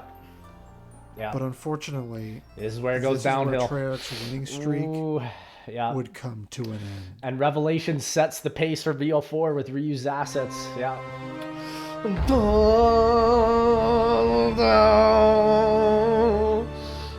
This map was hype, though. The Easter egg hunting, this was peak hype, but then it all ended after this map. Like, BO4's launch was kind of there. Chronicles was fun, too, but the same... I don't think we will ever have an Easter egg hunt like Revelations. Ever again. Ever again. It'll never happen. It'll literally never happen. Revelations is the zombies equivalent of a bad clip show that goes completely overboard and doubles down on the self-indulgence and nostalgia. Yeah. This all culminates in quite possibly the most mediocre zombies map of all time, while also being extremely disappointing and rife with wasted potential. Yeah. A common misconception with Revelations is that it was a complete... You can tell, like I said, that this map had to suffer for Black Ops 4 to exist, which is just so sad because so many of those maps are just not worth Revelations being bad. Like Voyage of Despair is just not worth Revelations being bad. Blood of the Dead, in my opinion, just not worth it as well. Like, it sucks. It's too bad. It's genuinely too bad. To bring all these maps back and piece them together in the way that they did, and that the return of the Apothicons had been foreshadowed when the Shadow Man was trapped in the summoning key and through various ciphers and radios, so we all on some level knew that this was coming beforehand, making it predictable. However, in a lot of ways, that couldn't be further from the truth. Revelations is a pretty ambitious map. The issue is that most of it just doesn't work. I think the other issue is that this was the first map where I think Blundell might have even listened to the community a little too much, because this is all the community wanted, a conjoined map of a bunch of the old maps put together. But unfortunately, because we wanted this, that literally sowed the seed for using reused assets and them being like, oh, we'll just put out another Nuketown. Oh, we'll put out another Call of the Dead, right? And it just kind of sucked, you know? So First it's off, kind of a big curse that criticism we I asked for have ourselves. is the maps that were chosen and the sections of those maps that were recreated. Right. I know right. they aren't meant to be one-to-one ports, but why the heck is the Flogger in Origins? And of all the true. sections from that map, That is why true. Generator 3? Yeah, I know, the most unused part of Origins. That's so true. And having a I mean, they do have the mound, which is kind of cool. section of a map from Black Ops 3 in this map is peak laziness. Yeah, and I know it's kind of funny because like people like DE more than Rev, and DE is in Rev. Like, what the frick? Especially when you Doesn't consider make all the sense. maps that got snubbed just so Eisendrache could be here for seemingly Right. no other reason than the Right. zero-G gimmick. Well, and this is what I said, where it's like Blundell listened to the community maybe a little bit too much here, you know? The map being the way it is was simply done for no other reason than for zombie YouTubers to play the map for the first time and give overly nostalgic reactions. But the problem Yes. is that all of these Yes. returning locations, That's the wow correct. factor fades quickly. And that is true. And I mean, I do have to say, like, it's kind of sad, but I think Revelations is my least played Black Ops 3 Zombies map, like, as a whole, which should not be the case, because you look at the previous game, Origins, that's got to be my most played Zombies map on that entire game, hands down, you know? Because the map mechanics don't properly benefit these layouts. Yeah. And yeah. having the big finale map being nothing but reused assets made the map feel played out. Paved the very way for quickly. BO4. The Yeah. issue with discussing the map itself and why this section is going to be so short is there's really not much to say. Yeah. Almost yeah. every part of this map, except for spawn, And pack, Pap. and the boss fight room, Oh, yeah, and the boss fight are room. Yeah. reused areas. Yeah. So the feeling of playing the map doesn't feel as unique as the story wants you to feel. And the other issue is that despite all of these older maps returning, None of the depth of them are brought with them. Exactly. That is the nail on the head, because I wish there was more cohesion with the Easter egg steps, for example. I remember when we were solving the Revelations Easter egg, right? And somebody had sent a bunch of YouTubers this image of a red version of Afterlife, and I thought that that was part of the Easter egg, and I was like, bro, that would have been so sick if they incorporated Afterlife, or maybe even like the generator from Origins. Like adding in the depth of those maps would have been great, but they never did that, and that's why it feels so hollow, you know? This map has such a basic design and feeling to it. Right. With none of the dynamic elements of Zetsubou or Yeah. Gorod. Yeah. For the last map in the game to have such a bland and basic gameplay loop, even when compared to Shadows of Evil, is just disappointing. Yeah, I can Rev agree. just takes everything and throws it all together with no sense of how they'll blend. Yeah. And the Wonder Weapons are a perfect example of that. And I just think that the wait for the Apothicon Servant upgrade to be in Revelations was just so mid. I thought it was so mid. And basically, like, when you look back on it, where, like, Noah's looking for the Apothicon Servant upgrade every single day for Shadows and DE's upcoming launch, that was all nothing. It all meant nothing. There was never any point where he would have actually found anything.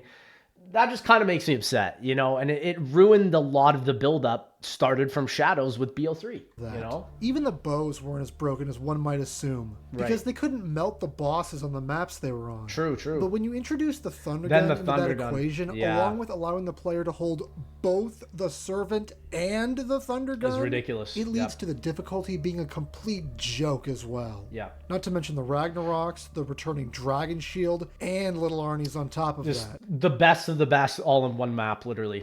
Many maps get criticisms for being too easy, which leads to them being boring to some players. Yeah. Buried for a long time had that reputation. Until recently, yep. But the big difference between Buried and Revelations is that Buried was its own original map that had its own mechanics that you Right. couldn't get by playing any other map. Exactly. Revelations Yeah. has nothing about it that stands out, aside from it being really easy. And it also detracts from the other maps, because it's like, why would you play Shadows if you want to upgrade the Apothicon Servant in Revelations, right? So it might cater to the player a little too much in that regard, you know? Now, I'm making it sound like Revelations is an awful map, which isn't the case. It's not. It's still a good map. But what else Yeah. it isn't is a great map. Yeah.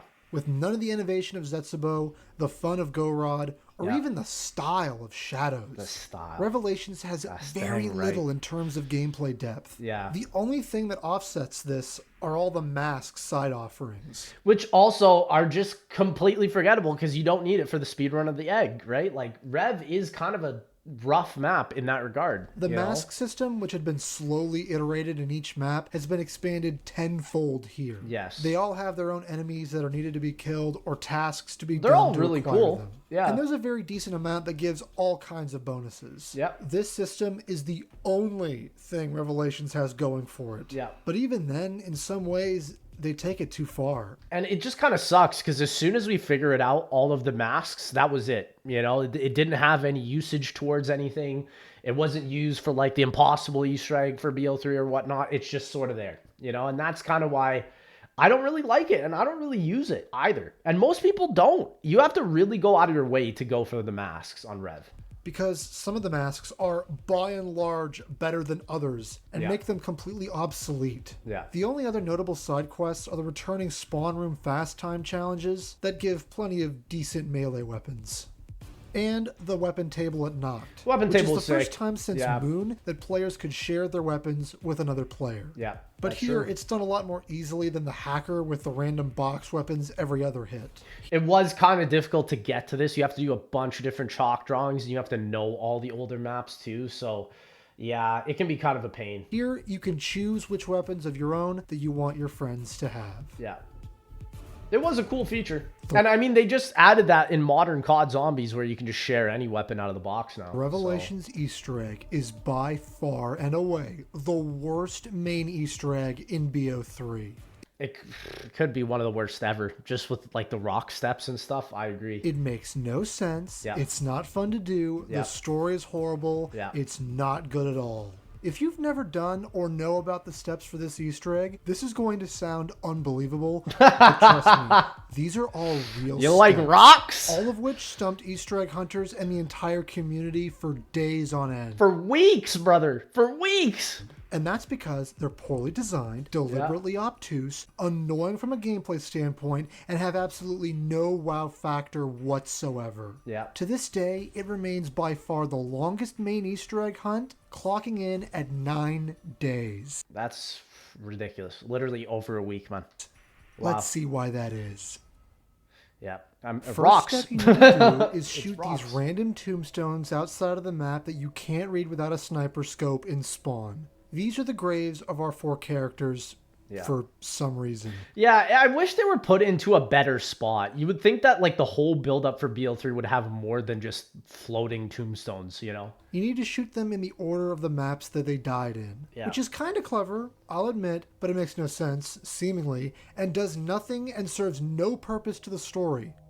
Off to a great start. After shooting tombstones for no reason, you then need to find an ultra-specific... Yeah, this keeper step for the pointed rock is so garbage. The Easter egg is not it. I pointy agree. rock that has now spawned inside of one of the jump pad spots at 3 different locations. And better yet, you can only see these rocks decently well if the jump pad is inactive. Yeah. Once you find this pointy rock that looks barely different to any other rock, you must then get a keeper protector to go near this rock. He will then start doing this dumb-looking rain dance type thing, where you then need to defend him He's cooking, man. He's making tracks. He's making beats. for what feels like an eternity. After that, he'll disappear and then drop a film reel, which you then need to put in the radio in Noct. Right. For some reason. Yeah, again, it's a lot of like nostalgia baiting that doesn't really make sense. I agree This with step that. is absolutely no fun because by this point you probably have the Apothicon Servant because it's required for a later step, and there's zero reason to even start this Easter egg until you're set up, so nearly every time you do this step it feels like boring filler that poses no challenge whatsoever. Yeah. It's also just incredibly long. Like this part is like 3 minutes. Like, why? You know? And if you fail, then you have to do it another 3 minutes again? Next step is easily the second worst step of this entire Easter egg. Yeah, the little Arnie step You need is to get tough. little Arnies out of the box. You then need to go into the Apothicon and very, very, very carefully throw the Arnies into these holes the zombies spawn out of, again, for no reason. Yeah. There are a total of 9 spawn holes inside of here, And if a zombie's coming out, tough luck. You gotta get a max ammo. You literally need all 3 for every part of the step. and you need to do them in increments of 3. Yeah. After 3 holes, 3 Margwas will spawn. Yeah. While killing them, you need to hope and pray that one of them drops a max ammo. Yeah. So you can continue to do this step on the same round. Because they thought it would be a great idea to not refill your Arnies automatically during this step. Obviously, that would have been a glitch, though, and people would have abused it. So I understand why. It just sucks that they could have done it better, you know? Thank you, Treyarch. After that's done, you'll need to find a film reel on the second floor of the Apothicon. You then need to take this one to the radio on Kino for no reason. Doing this step mid-round is almost impossible because Yes. at any moment a zombie could spawn out of the holes, completely blocking the Arnie and wasting it. This step also sucks because, as alluded to earlier, the hitbox on the holes is extremely tiny, and trying to get them is insanely frustrating. And how did someone figure this out is the real question. Like, how bored were you to throw a little Arnie into the hole? Like, It's not as literally. bad in co-op because multiple players can get Arnies, but in solo, this step is complete trash. Yeah, it's the only, bad. and I mean the only, positive of this step is that because you need to kill 9 Margwas, it does give you a lot of points. Well, and also you can just end the round, which instantly takes out all the Margwas. That is a nice skip, but that was only solved like quite recently. So That's who about knows it. if that was intended? You know, who really knows? The next step is infamous. It's diabolical, despicable, rock step, offensive, baby. boring, tedious, embarrassing, and sickening. This is the step shoot that rocks. made this Easter egg take 9 days of non-stop searching to solve. Yeah, This is the bone step. yeah. For the uninitiated out there, you may be wondering, why is it so bad? Well, for this step, you need to You like rocks, brother? There's a lot of them on this map. shoot pebbles that look Yeah. almost identical to every other pebble. Yeah. Some are in the map, but most are outside of the map. Yeah. Once you shoot one of these pebbles, a tiny bone that's only slightly bigger than the pebble you shot will float above where the pebble was. After that, you need I still don't even understand how people found these, let alone solve this step, man. to shoot around the bone with the upgraded Apothecon Servant to suck it up. Yeah. There are 6 pebble locations, and I want to talk about each one individually. He's so gonna we can grill see this just step, why bro. this step is a giant piece of garbage. Yeah, it's pretty We're bad. going to go in order from least offensive to most offensive. Okay, let's get it. What's the word? What's the easiest The one? least offensive and the only location I'd say is fine is the one in Shangri-La. It's Okay. just above stamina. Yeah, it's like an area you're already looking. I get that. Nothing too bad about Yeah. that one. They should just be colored like red or something, you know? Like just even that would have made the step a lot better. It's technically in the map, and you can spot it okay. Right. This is how all the locations It just should feels have like been, a custom but zone unfortunately, Easter egg Treyarch couldn't help themselves. Yeah. The second bone is a little worse than Shang, no doubt about it, but not as bad as the rest. I mean, it's still bad. Like, if you were to screenshot this and ask someone to look where you need to shoot, they'd be like, bro, what are you talking about? Like, they'd be I'm like, talking what about are the you one on talking the about? roof of Noct. Yeah. This one you can barely spot, but it's not as bad as the others because, like the stamina bone, this one is also technically in the map. With the third bone, now this is where it becomes just flat out evil. Yeah, this one is horrific. Like, look I'm at talking all about of the one rocks at here. Origins. Yeah, he's shooting This the is wrong the first one. that's out of the map completely, and you need to blind fire at all these rocks that look the same. Yeah. This one is third because of all the ones that are out of the map, this is the closest to the map itself. Simple logic, right? Oh, dude, it's like somebody at Treyarch was just designing rocks for this map. God bless their soul, man.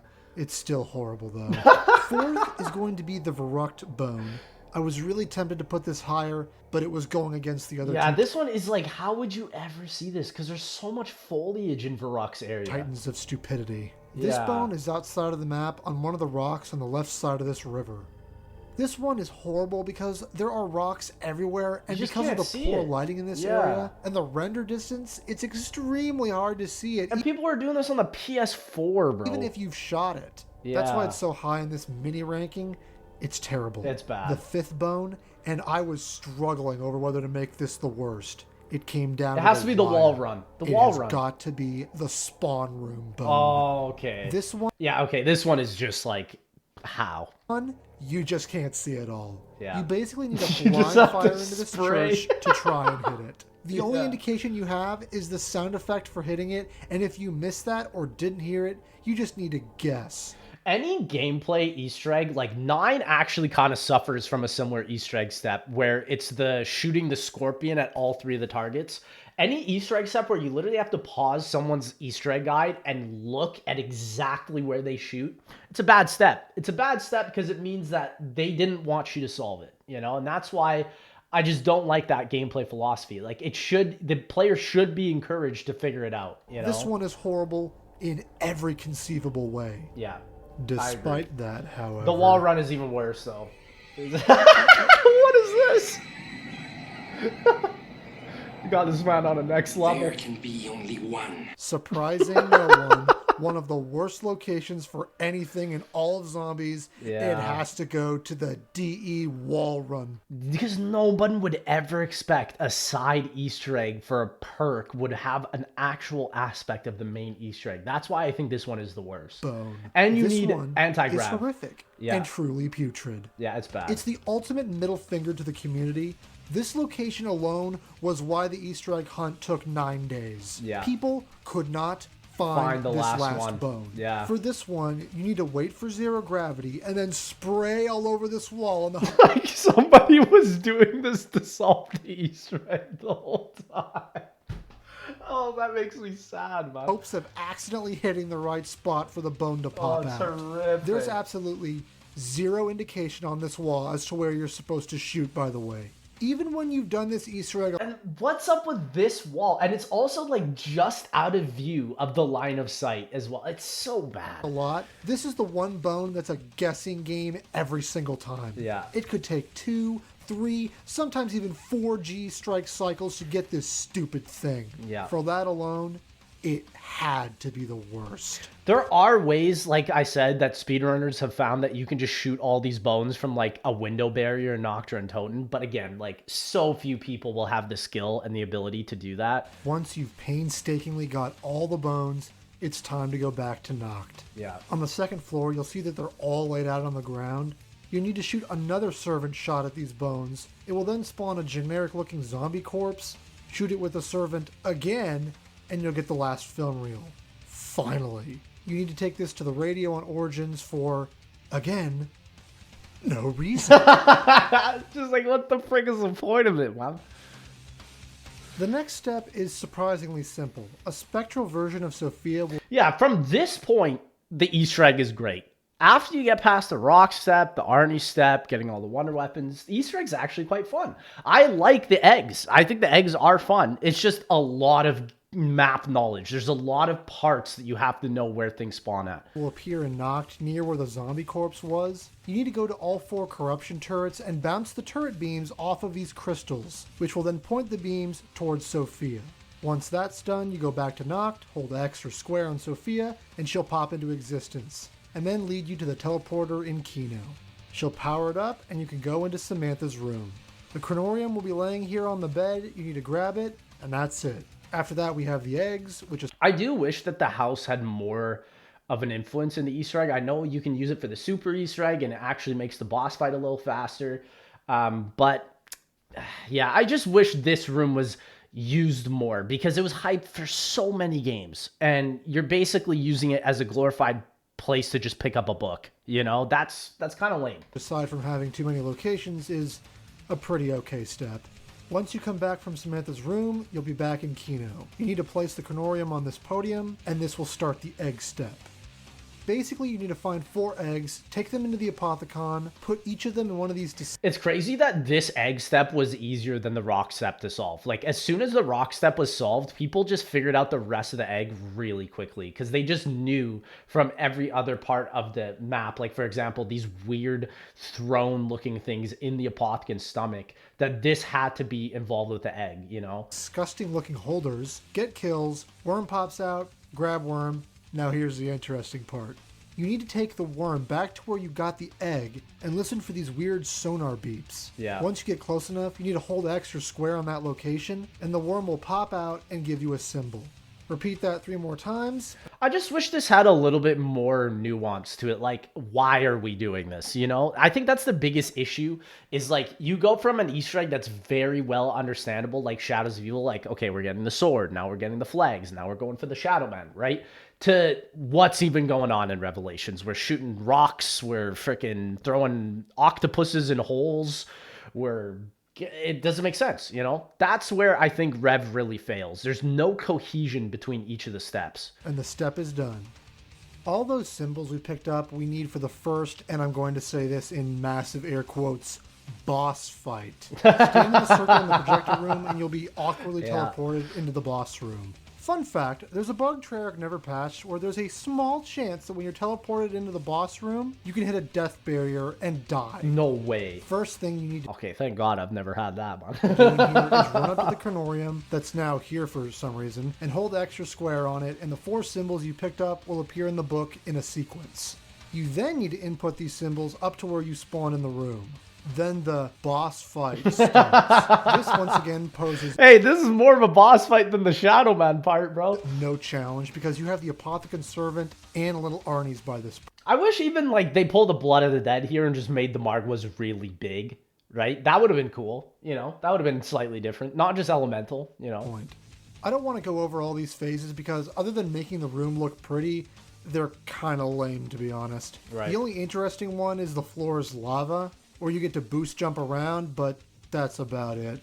You just need to kill 1 or 2 Margwas to end each phase. It's kind of sad that the arena is more creative during this Margwa mini boss fight than the actual ending boss fight of all of BO3. Like, that has got to be my least favorite part, probably, of this whole entire map. Is like, sure, the rock step and the Arnie steps are bad, but the final boss fight just being the Shadow Man... Oh, it even makes Shadows of Evil bad. Because every time I play Shadows, I'm like, oh, this is what I do at the end of Rev. You know, like, it just detracts the whole game. Once that nonsense is out of the way, the summoning key will float down and you can pick it up. After this, you'll be teleported back to Kino, and now you get to do the glitchiest step probably ever. You need to take the summoning key, which is just a shameless reskin of the uplink ball from multiplayer. True, yeah. And the summoning key should have been the specialist weapon of the map, hands down. Which is why it doesn't even look like the summoning key. Yeah. The proportions are completely off. Anyway, you need to take the key and throw it at Yeah, it looks like a freaking like coconut that's like enlarged. It does not look like a small ball that you see in Shadows, you know? a bunch of different I didn't even landmarks realize from that. each of the maps. As if the fake nostalgia hadn't been crammed down your throat enough at this point. But my favorite part of this step is the way the key can just disappear at random. Yeah, it can Get stuck glitch. when you go through teleporters. Yeah. Oh, and kills with the key don't actually count towards the rounds or give you any points. Yeah. So that's just great. Wouldn't want to get this far into the Easter egg and have it be rewarding or anything. After collecting all this junk, you can start the final boss fight by going back into the Kino teleporter. This boss is a lazy copy-paste of the Shadow Man fight from Shadows of Evil. Yep, the meaning worst part. that just The worst like part of Shadows the of map. Evil, you can end the fight in 2 seconds. Yep. This one is somehow even less exciting because instead of having to interact with the 4 keepers when you fail, you just need to get souls for the summoning key and throw it at... Yeah, it makes you wonder why even have the 4 beast podiums. Like, what happened to the keepers on this map? Like, the keepers are like a side enemy that only I think spawn in the Apothecon, and then that's it. Like, it just doesn't make sense, even with what Shadows of Evil built up, you know? That Ghost Sophia, who's back for some reason, Yeah. and she'll shoot a beam to break his shield. This is so lazy and awful, it makes the Takio boss fight on Zetsubou look like a masterpiece. This boss alone so is a sad. big part of the reason why people That's to this sad. day think this map was a massive disappointment. Yeah. And I can't say they're wrong when it sucks this hard. Yeah. Apparently, that stone Apothecon in the background was supposed to be the boss, but it was cut because they ran out of time.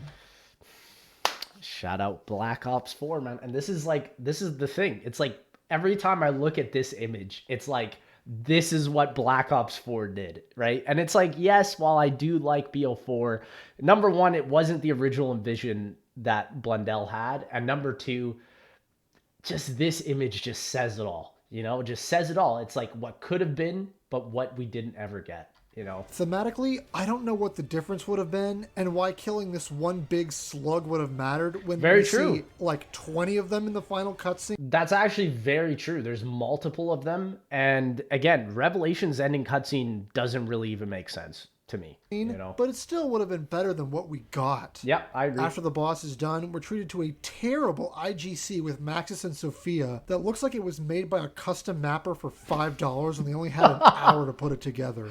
Dang, that's a roast. It honestly looks like a Cold War cutscene. That's how bad it is. Oh, low-key true, though. Yeah. We then get the final cutscene, which is a pre-rendered video file, thank God. Only thing even worth noting about this cutscene, because most of it is poorly written slop, is that it ends with a title card that literally says, "The End." And you know what I think? It wasn't the end. They fully intended for this to be the end of the storyline. Yeah, they really did. No, because Black Ops 4 was actually supposed to launch with only Chaos maps. And I think Activision was like, whoa, whoa, whoa, whoa, hold up now. You got to put something with the Ether crew. People only like Primus, you know? And it's because of the Activision and Blundell wants that I think Black Ops 4 became, number one, just such a mess. Like, at least with Black Ops 2, it was between Jimmy Zielinski and Blundell. But, like, with Activision and Blundell, with BO4, it just did not go well. Which It was did the not right go call, well. because it was so awful by this point that it absolutely needed to be put out of its misery. Yeah. But unfortunately, they couldn't help themselves. More on that later.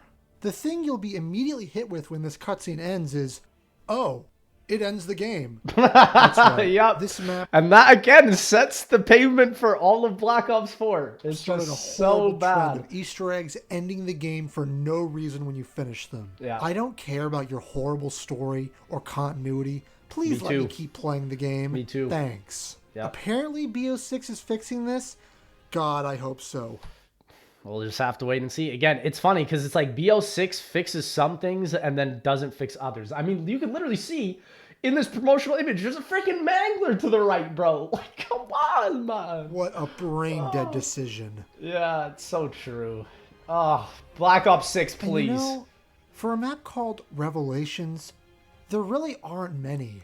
This story It's true. is notorious for being such a letdown and disappointment that players refuse to accept the fact that this was the end. Maybe Yeah. Blundell really thought that this would have been the ending, but after its release and the reception to it, there's no doubt why Black Ops 4 brought back the Ether storyline. Yeah, and I know they wanted to fix the cycle. I just think, yeah, like, it's true. Revelations did kind of destroy BO4 in a lot of ways. Like, and again, it's not just Treyarch's fault. It's also the community's fault because this is something that we wanted. We brought this curse upon ourselves, quite literally. Because Only the nothing curse is told survived. to us. Nothing is revealed. We know almost nothing more than we did from the opening cutscene. That's true. The Shadow Man is bad. He wants to bring the Apothicons to take over. Like, I still don't know what the difference between Dr. Monty and the Shadow Man is. And it's like, it's weird because I hear people saying that the Shadow Man's coming back for BO6, and I'm like, what does that mean? I don't know. The universe, and in the end, we banish all the evil. Yeah. Despite this being a perfect world and a happy ending for the kids, because of how lackluster it was handled, no one was happy with it. And Yeah. eventually, we get an even worse ending in Black Ops 4, but that's a story for another day. I think ultimately the ending was going to be they all die regardless, like I said earlier. So it does make sense Had the why they game did given that. you the option to side with Monty or the Shadow Man, Going back to BO2, man, Maxis or Richtofen, right? That was a sick idea. I wish that would have happened in BO3. Maybe in Zelensky's version, something like that would have happened. But I can tell you, Monty and the Shadow Man, that would not have been a thing. In Zelensky's version, it probably still would have been Richtofen and Maxis. it would have been far more acceptable if one ending was the one we got, because even if it did get a bad reception, Treyarch could have just made whichever ending got less negativity Right. the canon one. Well, and that's what they did with BO2, and it actually did work. But then also Blundell kind of retconned it with the comics, right? So it goes to show that, like, having one congruent storyline isn't always the best option, which is why, to me, I think just having more Mob of the Deads where you finish everything up in one zombies map rather than having an overarching timeline every single freaking game is just boring. Like, I don't care about the overarching timeline in Cold War. I barely care about it in BO6, you know? It's like, I just miss having one experience being extremely unique, and that's that. You wrap it up in the same map. Like, love that, you know? Or maybe you don't even wrap it up in the whole game, but maybe in another map. Have a two-parter map, you know, where it's part one on one map and then a part two on the other. Doesn't have to be all four maps, you know? It doesn't have to be the whole overarching game either. Continued from there. But like every aspect of Revelations, it was cut back and half-baked. Yeah. This map was such a disappointment. Even the first trailer had a lot of people nervous, but I was still hopeful that this final map would wrap up the storyline in a satisfying way. Also, like, even in this last cutscene here where you see the house, you never even enter the house. I remember seeing this and be like, oh, the house is going to be like this main aspect of the gameplay. It is not. Like, I thought you would spawn in the house. It doesn't even make that it doesn't make sense that you spawn outside of the house on Rev. I don't get it. I don't get it. It failed to deliver in story and gameplay like Moon and Origins, and compared to those maps, it hardly felt like a conclusion because of the last-minute pivot they had to do. Very true. Because of Black Ops 4. At least with the Origins cutscene, people were guessing about that for years, man. With Rev, it was just like, okay, we're all waiting for BO4 now. That's it. You know, there's really nothing left. Is this Chronicles? Storyline wrap up. Yeah, I mean, let's see it. Let's see it. I think also I'm just going to finish this section and then I'm going to let everyone who's still watching in this video go and check out the rest of the video because, I mean, Henry and CJ both absolutely cooked with this video. It's very well done, explaining the Easter egg, the story, the side eggs, the gameplay flow. This is one of the most cohesive conclusions of Black Ops 3 and reviews of Black Ops 3 I've ever seen, for sure. So let's finish it off with the story. I want to see First thing we'll touch on here is characters. Yes. Because I've been dying to talk about how much Primus sucks in this game. Yeah. Primus throughout the game are just insufferable and cringe. People insult Ultimates for being one-dimensional, but throughout Black Ops 1, they developed, and their chemistry shined through as the maps went on. I think the biggest issue with Primus is that they're just kind of sad all the time. And I just don't care. You know, like Nikolai that's and it. Takeo are gonna get into it one of these days. Yeah. And how often can Takeo get away with calling him Nikki?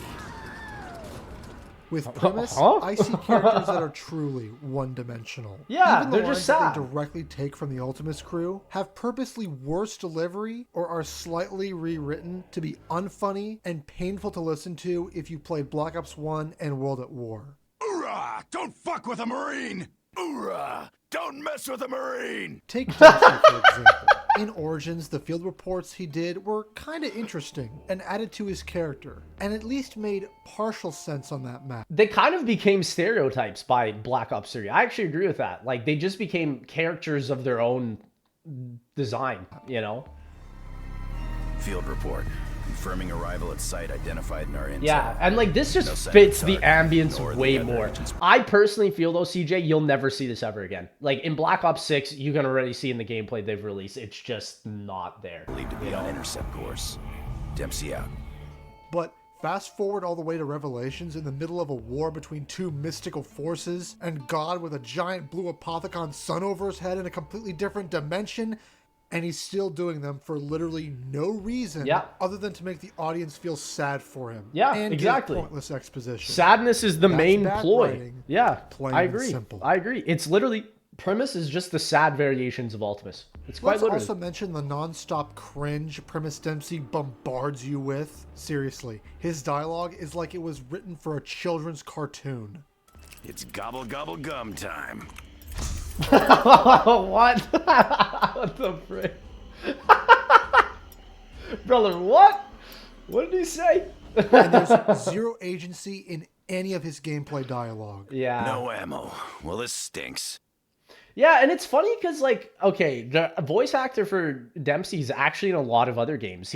I think he even plays Brimstone in Valorant, and, like, I don't know what it is. The passion is more there in Valorant than it is in Black Ops 3. I don't know what that's about, but it's a true Now, point. the counterpoint to True point. all of this will inevitably be, well, most other zombie crews aren't super serious all the time. Very true. And that's Yep. true. Yep. But also, the zombie storyline as a whole wasn't taken anywhere near as seriously in those past games as the premise Call of crew's Duty's a journey great is in example. Black Ops 3. Yes, This yes. disconnect between the characters spewing this, and let's call it for what it really is, awful, childish, and pandering dialogue completely takes me out of the story. What about this Dr. Monty guy? Who the fuck is he? It's funny because, like, the dual conversations was a lot of people's, like, biggest attraction to Black Ops 3, especially storyline lovers. But to me, I just never really cared, personally. Where the fuck is he? Yeah. Dr. Monty is on our side. That I am sure of. He's got to Are you be sure, around here brother? somewhere. Are you sure? I saw him BO4, he took out Maxis. Yeah. Are you sure about that? Like, it just felt like the character quotes were just baiting us, you know? You are an evil that must be stopped. He hasn't done anything. I know, right? Yeah, that's what I mean. The quotes are just baiting us. Me. Back down. I ain't keen on the idea of floating around space forever. I have been here before. I know what we must do. I ultimately wonder if that is the reason why they just were like, okay, put operators in. It gives us money. We don't have to spend a bunch of time with quotes that we're not even sure of in terms of like the progression of how the story is going to go. So in a way, I can understand that. And I do know that there are some people that like operators over characters because they don't care about quotes. They just want to look cool. So it's kind of a curse as well, We right? must return the rocket to the Earth by whatever means necessary. It is kind of a curse in that way. It's literally what Dempsey just said. If you want this know. writing to be taken seriously and not be in the background like it Yeah. used to be, then I'm going to judge it and scrutinize it with different standards than I used to. I think that is ultimately one of the biggest issues now with zombies is story delivery. It's either through quotes that not a lot of people listen to, intel, which very few people listen to, or radios, which also a lot of people don't really listen to as much anymore. Back in the day, I would say there were more people that did, but as soon as they started listening to it and couldn't really form a congruent timeline of events, I think people just stopped really caring, I'd say after BO1 maybe. The But character conversations and I get dialogue that. are now at the forefront of the game. They're rammed down your throat, and the character writing on display here is abysmal in the context of the story they're trying to tell. Yeah. The core issue with these characters is that I constantly say to myself, Richthofen, Dempsey, Nikolai, or Takio would never say that. Right, The problem right. with zombies... And that's basically what Primus is. It's the ulterior characters of Ultimus, which, I mean, like I said, it makes them characters of their own stereotypes of Ultimus, right? It kind of works backwards. Especially these days, is whether it's the storyline, the maps, or even the gameplay. The series needs to be rooted in some kind of nostalgia. And that's why zombies can't ever evolve properly. I agree. Primus is the perfect microcosm for this. Yeah. Because the only reason they're loosely based off of Ultimus is because of nostalgia. Yeah, literally. If these were new characters with different voice actors presented in the exact same way, going on the same journey of killing versions of themselves in the exact same maps, people would say that they're wooden, awkward, boring, and cringe. Very true. Very How do I true. know this? Because that's exactly what happened to the with Chaos. Yeah, absolutely. And I mean, I wonder if Zelensky's original idea was actually just to take Victus and have it be the premise of Black Ops 3. You know, I think that was his idea. He was building these characters up and using multiple games to do so. But yeah, I mean, that's why I feel like Victus's inclusion in TOG for BO4 is just that much worse. It just does not work. Chaos crew in Black Ops 4. Yeah. It all comes down to the writing. And the zombies community is obsessed with presentation over substance. Very true. Unfortunately, now we're in an era of zombies where we have... Now we're in the era where it's completely the opposite. But I digress. Yeah.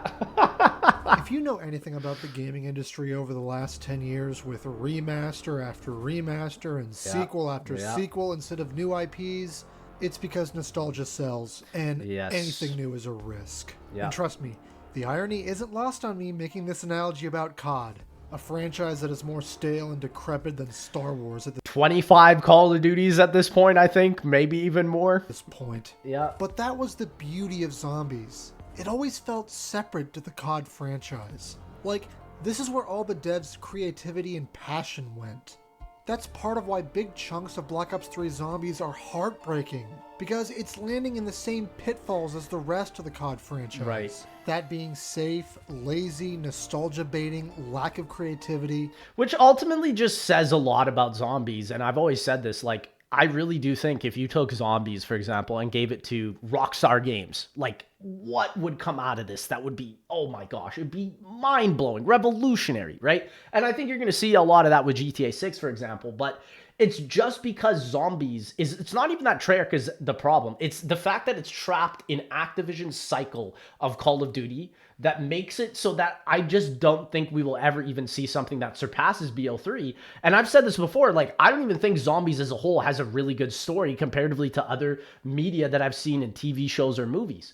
And it just sucks because it's trapped in the COD cycle. It will never really have its own air to breathe, which is unfortunate. Just plodding along. The way the storyline progresses, as I mentioned in my overview earlier, is it's predictable. Yeah. And it's predictable because last minute, Treyarch decided, because of Black Ops 4, around the time of Zetsubou No Shima, Black Ops 3's story would portray our characters completing the cycle. Because of that decision, the storyline in both games suffer massively. I'm not going to try and say that Black Ops 3's story, plot, and writing sucks because it isn't like classic Zombies. I think Black Ops 3's story just sucks on its own merits, while also not being like classic Zombies and pissing all over the old storyline. And I think that is like the biggest issue with BO3, and even more so in BO4, is that it just erases what Zombies originally was rather than truly adding towards that formula. And now I think we're at this point where it's like a conjoint mess of Zombies with Warzone. And it's like, how can you give that identity when it's practically just Warzone, you know? It's not subtle at all what they're doing in that respect either. Yeah. Killing the Ultimus crew, blowing up the moon, introducing God to explain all the mysteries of the old storyline. I mean, there's literally a map called Revelations, bro. They might as well have just called Origins Genesis at that point. In the least satisfying and embarrassing way possible. Yeah. This may sound like a contradiction, but Monty, and to a lesser extent, the Apothicons, totally derail the story. Yeah. Monty as a... Well, and it's actually true. I saw a tweet the other day that was like, oh, I miss when Zombies wasn't about aliens, and like, I miss when it was just like about the World War II like experiments that happened during that time, you know, with Germany. And I'm like, man, that would have been So much better. I think grounding it in realism was where zombies came from and why people, I think, were so interested in those Easter eggs initially, right? And now, because it doesn't really have a strong basis in reality, most people just don't really care, you know, including myself. And I mean, I think there's better ways they could have taken it. I do think fantastical route was a good idea, but there's obviously just no major storyline, you know? That's the biggest God issue. is a massive cop-out from the writers. Yeah, It's yeah. to whisk away all the inconsistencies in zombies and give context to things that didn't need context. Exactly. Where do you think Yeah. all these magic weapon boxes come from? The chalk drawings on Right, the wall, the right. magic ammo drops? Do I need to go on, or do you get the message? Yeah, and again, I'm going to let you guys check out the rest of this video. I'm going to end this video, so please make sure you guys go and check out the rest of this video. I want to make sure you guys go and check out the original because this is an absolutely phenomenal documentary, and I'll see y'all in that next one.